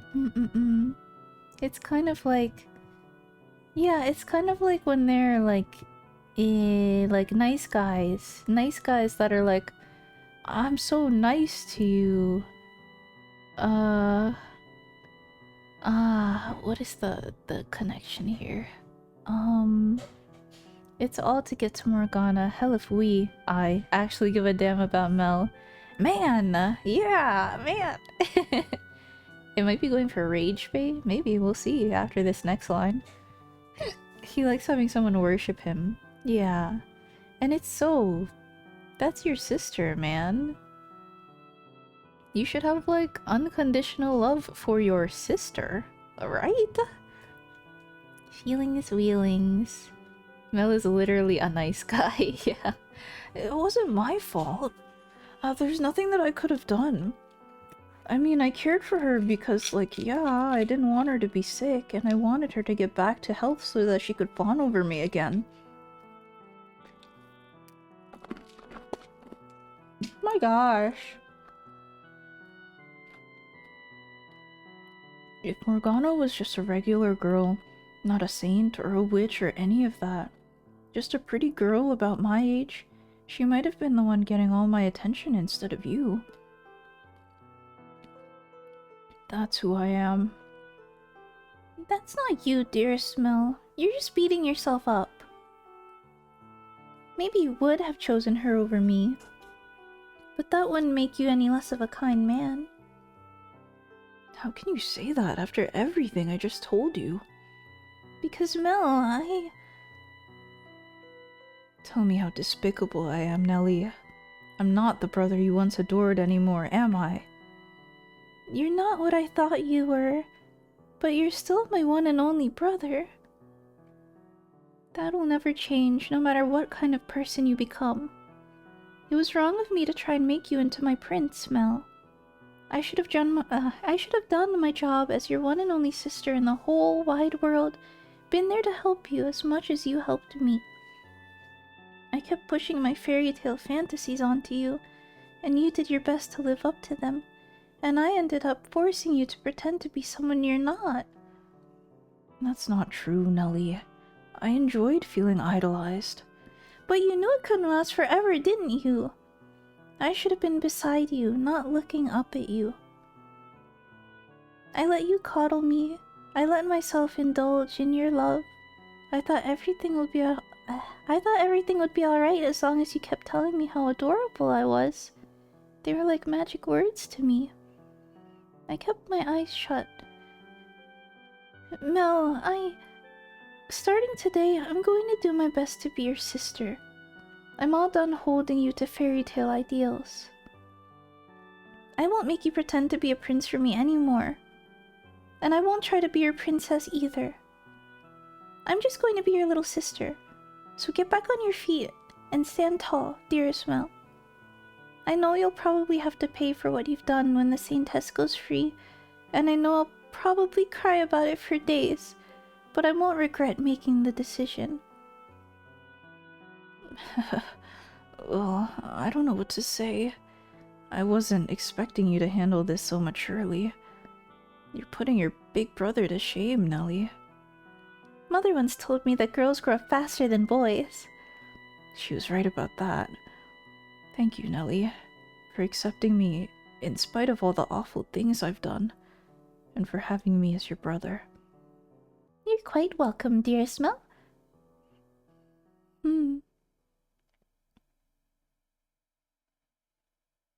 I don't know about always love family, but Nelly has been nothing but loving and caring toward him. Yeah, I'm considering their family, and they were like a traditional family. So, I don't know, you'd expect everything to be normal. They said it was normal up until, you know, that point. Nelly is a Fujoshi. No. Well, it looks like that's one problem solved. They finally reached their point in their relationship where they belong. Oh, they finally reached the point in their relationship where they belong. If she could have come to terms with herself sooner, come to an understanding with him, then maybe she could have reeled in her ideals before she lost control of them. Yeah, maybe. This Nelly and the other Nelly seem to be of the same essence. They both have a somewhat excessive love for their brothers, and that love expressed itself by transforming him into a prince. If she could have done the same thing then as she did here, then maybe their tragedy could have been avoided. This is before then, though. Since they were able to fix things up in this life, maybe it'll have a positive effect on their next life. This could change the future. They may share the same souls, but they've lived in completely different times.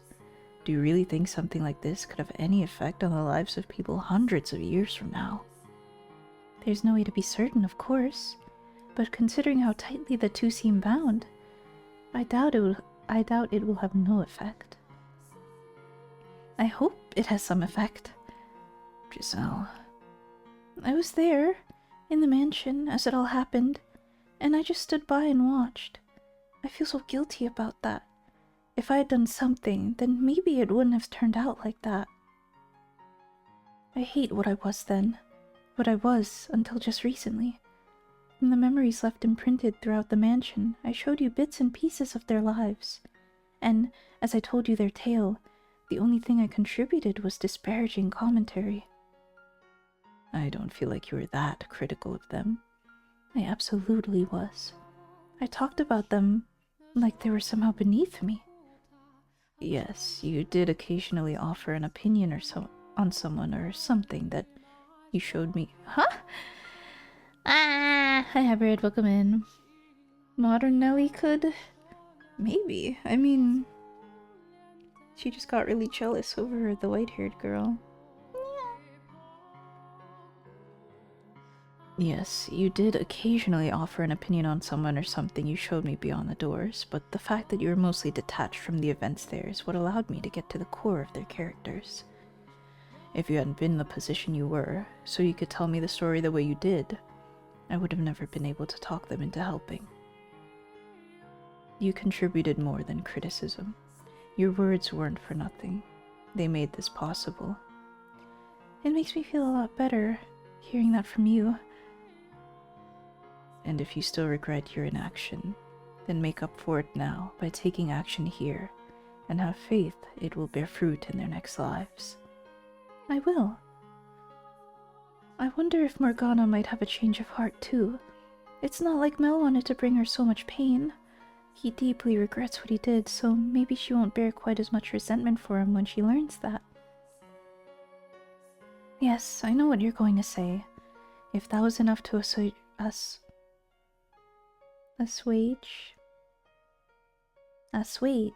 If that was enough to assuage her, she wouldn't have held onto her hatred for all those hundreds of years. Still, though, I hope it does something for her, however small. As do I.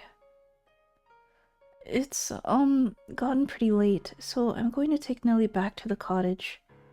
Okay.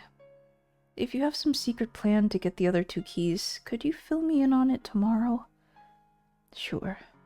Also, I could get you another room, if you wanted. This one isn't the nicest. No, it's fine. I've come to realize I'm more at home in less comfortable environments. Michelle... Am I just imagining it, or was that as depressing as it sounded? That's not quite what I was going for. Well, anyway, if you're fine with it, suit yourself. Say, I've got one huge, lingering question, if you wouldn't mind enlightening me. Yes. Why would you go to such lengths for me? You seem to know Morgana, so I can understand why you would be fighting for her. But me? I had a part in putting her in that tower. You have every reason to hate me. So why would you want to help me? If this was all it took for me to hate someone, I would curse every last man and woman in the world. I bear no animosity for you. And even if I did, you've committed to take action. That doesn't explain why you were so concerned about us. It almost seemed like you actually cared about me and Nellie. So we're complete strangers. We just met today. Because some part of me couldn't think of you as strangers anymore. Huh? That's right. When he came by this afternoon to talk, he didn't feel like a stranger to me either. It was weird, like he'd known me for my whole life. So I made him into my second brother. Your second brother? You're more than welcome to change the order, Nellie. Make him number 2 and me number 1. I wish I could join in and be big sister number 1. I'll have to think about it. After all that, you might be number 1 material. Whoa. Why is that even up for consideration? I'm just kidding, dearest Mel. Oh. I'm still kind of confused, but anyway, I'm glad someone like you showed up. I've actually been praying every night for God to send someone who can get me out of this. I really am all useless. I really am useless all on my own. Constantly looking for someone to help me, unable to do anything by myself, and trust me. I realize how pathetic that is. Now you must have had a pretty good life to be able to be so proactive in the face of adversity. I bet you had everyone's respect, helped people in need, had plenty of friends who had your back, and weren't tossed out by your family like I was. You must have been incredibly blessed. I'm jealous, really. Sorry, that came out of nowhere, I know. Well, I should be going. See you tomorrow. Good night, Michelle, brother number 2. Good night. Michelle? He wasn't trying to be... Yes, I know. I just thought it was rather funny. I'm not taking a stand because I've been blessed, but because I've got nothing left to lose. I fight for Morgana because I know... Oops. I fight for Morgana because I understand what it's like to be tortured day after day. Having experienced the loss of my siblings, I didn't want the 2 of them to go through the same thing. If anything, it's those who have lost the most that are most likely to take action. I'm not sure if you realized it or not, Michelle. But you've gotten to be a great deal more expressive since arriving in this era. I can't see your face, but I can hear it in your voice, and I can feel it in your presence. So I'm sure it's showing there too, making all sorts of faces I've never seen before. Some of the things you've lost, you seem to be getting back, so you can't say you've got nothing left to lose anymore. Promise me, you'll let me see all of those new faces for myself someday. I will. I promise. If we can manage to destroy the mansion, that should release you from its darkness, and allow us to see each other once again. I trust you. I have faith we can do this. Wait, but with the mansion's destruction, both our souls should be returned to their rightful places, which would mean erased from existence. Giselle? Huh? I just thought I sensed you grimacing. Oh, wow, you felt that. What's the matter? Sorry, I didn't want to bring down the mood. It's just, well... And I know this is asking for the moon, but... I was just thinking it'd be nice if you had a life you could go back to. If I did? Yeah, I mean, here you are, expressive as you've ever been, walking around outside, being around other people, talking to them, after all that time in the mansion. And without a life of your own to go back to. I'm sorry. After seeing behind your door and learning how cruel and inhumane life was to you, I feel like the world could stand to do something good to make up for it. It's done all the good it needs to. I have someone who cares enough to lament my fate. What more could I ask for? Michelle. Thank you, Giselle. You're not the only one who's asking for the moon either. I wish I could have a life with you as the person I am now. And for that, knowing I have no future feels worse now than ever before. Alrighty, that's enough moping around for one night. We should start planning for tomorrow. Things are definitely looking up. It only took one day to get Mel to our side. So let's keep it up and win over the other two. I would certainly like to, yes. Where did all that confidence go? The other two won't be nearly as easy to convince as Mel. I'm not even sure we'll be able to talk them into helping. We do have a pretty good idea of who the swordsman into this for, though, the nun. So maybe we can get through him through her, like we did today with Nellie and Mel. Maybe. Alright then. We'll start by approaching her tomorrow. Sounds like a plan. The Lord, though, him I'm not so sure about. I'm assuming he's from behind the third door, but we didn't run into anyone he was close with today. And in Morgana's telling of the events of the Harvest Festival, she only mentioned 5 people. Let's see. The Lord, the swordsman, Mel, Nellie, and the nun? There's one person unaccounted for. We just haven't run into them yet. That's all. If he's the man from the third door, I can't imagine she won't be here. Who's losing their confidence now? In any event, tomorrow we talk to the nun. I only hope it goes as well as it did today. You've got me. You don't have anything to worry about. Or, all things considered, you might not even need me. No, I wouldn't say that. You handled Mel pretty amazingly, though. I'm not going to lie, my heart was pounding the whole time. I was afraid you were going to slip up and say something boneheaded, but you managed to keep it together, and I didn't have to come to the rescue. Well... I could make a book of quotes out of your performance today. Oh, for the love of God, please don't. So, I'm not concerned at all. Say whatever you think is the right thing to say. I'm more than happy to sit back and watch. The more you pile on the expectations, the more afraid it makes me that I'm going to trip up. Besides, I don't think I could have done any of that without you. Why not? Well, my life was hardly as pride-worthy as Mel seemed to think, so I didn't really feel like I had a right to talk to him like that. But knowing you were there, urging me on, was what allowed me to act without hesitation.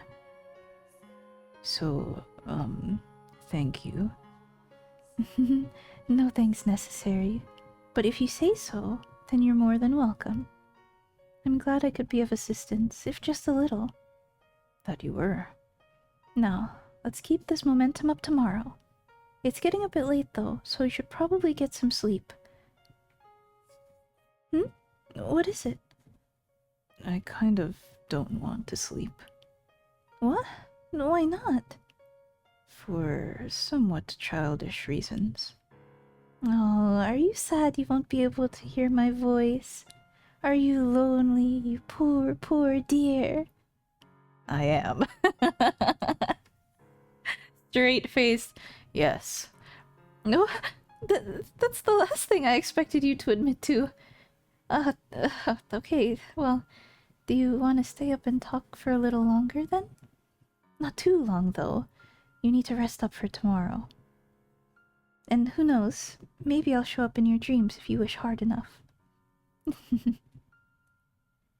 Real, real. The fact that I'm even able to talk with Giselle right now is a miracle and a blessing.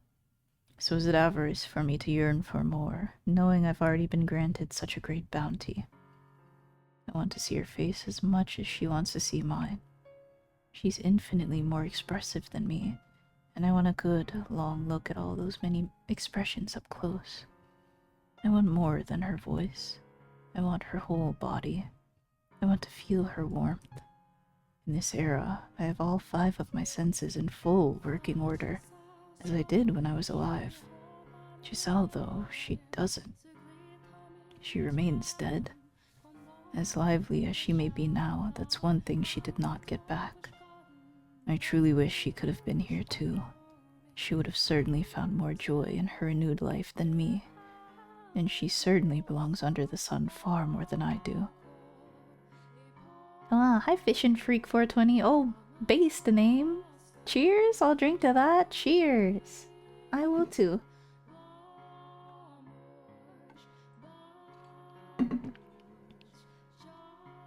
It's pretty good so far, isn't it? Welcome in. But she, rather than me, was the one left behind in that realm of darkness. A fact that frustrates me immensely. In life, I would have considered her remark about seeing her in my dreams silly and saccharine, but now, I very much hope it happens. Yay! There are 2 days until her death. Oh, that's a good stopping point, though. Ta-tanne. Let's find out what happens next time. Yahoo! Yahoo! Yahoo! Yahoo! Yippee! Yahoo! Wahoo! Yippee! Yahoo! Yahoo! Also, yo, hi. Just good to see people playing it. Oh, it's been such a pleasure. Yes, yes. I've been playing it for a long time. But every time I do voice through it, it's very enjoyable. Very tragic, but oh, it's an upswing, I think. I think we're on an upswing. Next time on Fata Morgana. Woohoo! Yay! I hope you enjoyed the reading. I can't believe it. 2 days until Morgana's death. And then there's even more past that, I'm sure. We'll see what happens. Nah, it's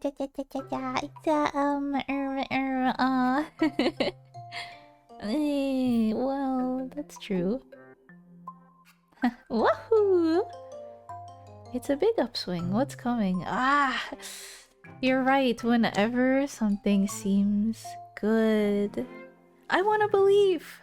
Ah, but the last time I believed, it got us killed. I was like, oh, maybe we can tell the truth and he'll trust us. No. But I don't want to think something bad is gonna... Something bad's gonna happen. Oh, something bad's gonna happen. Oh. But what if it doesn't? SpongeBob under the shadow meme. What if it doesn't though? Yeah, 2 years, to be honest. To be honest, this was one of the playthroughs that I had done like year 1. Like when I first started VTubing, I was like, oh yeah, I should read a visual novel. But I'm pretty excited to be at the end of it. Yeah, we'll see how the other ones are. I did make a choice this time that I didn't see the other choice of. I think it was in regards to Nelly. Something about grabbing, yeah, like going to get Nelly and telling her like, hey, you need to talk to your brother. Let me go and open Twitch. I the Somnium file. Okay, but I kind of like hard hyper focus on I the Somnium files because it was so compelling. It was so like There's no way they can top what happened in this one. And then it hits you with something completely different.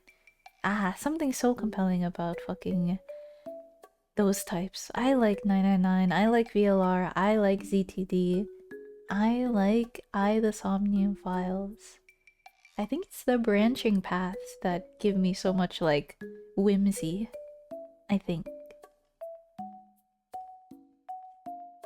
Now that you've saved me in the past, you've unsealed my true power. And so, I'll NTR Giselle. No!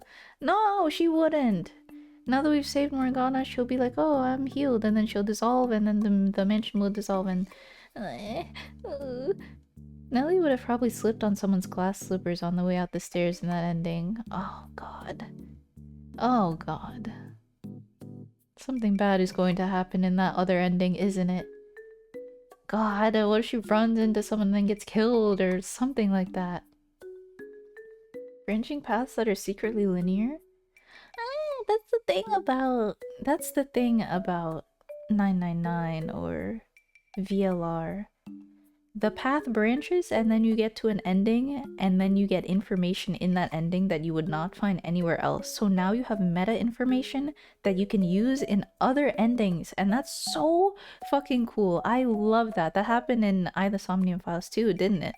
In order to get the true ending, you need to get one of the other endings. Aiba, read me another VN. Okay, Date.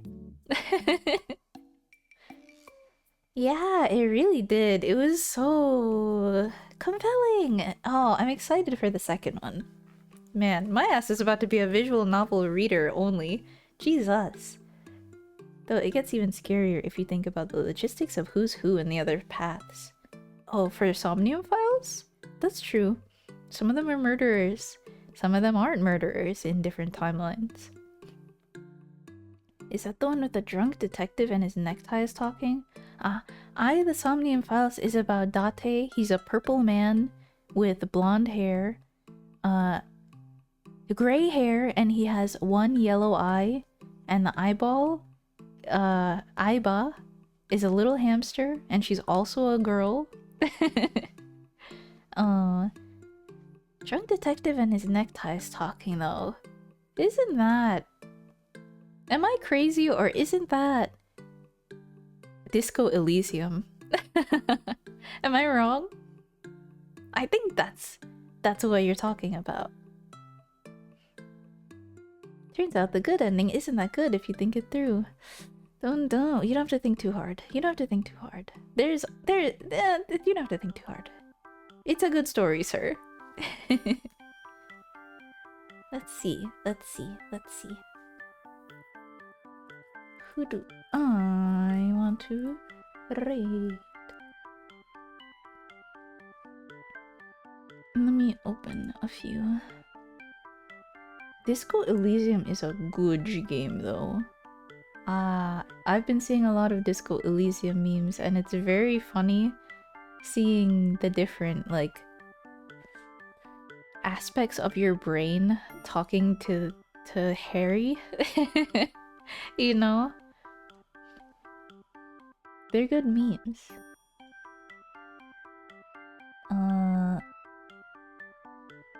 And a lot of VTubers have been playing it recently, huh? I think most recently I saw Barry get goaded into playing it, and everyone in her chat was like, yeah, Disco Elysium, whoa, yeah! And she was like, okay, I don't get it, but I guess you can, like, be a communist? Kinda stealth DM. Oh yeah, it's like it's a role-based game. A roles-based game. The meta. God, they're good games, sir. They're really good games.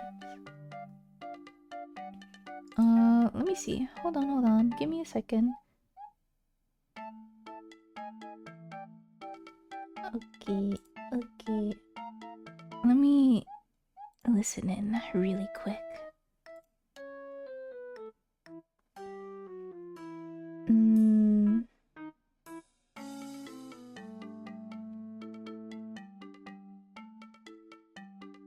Today we are rating someone that I've never met before.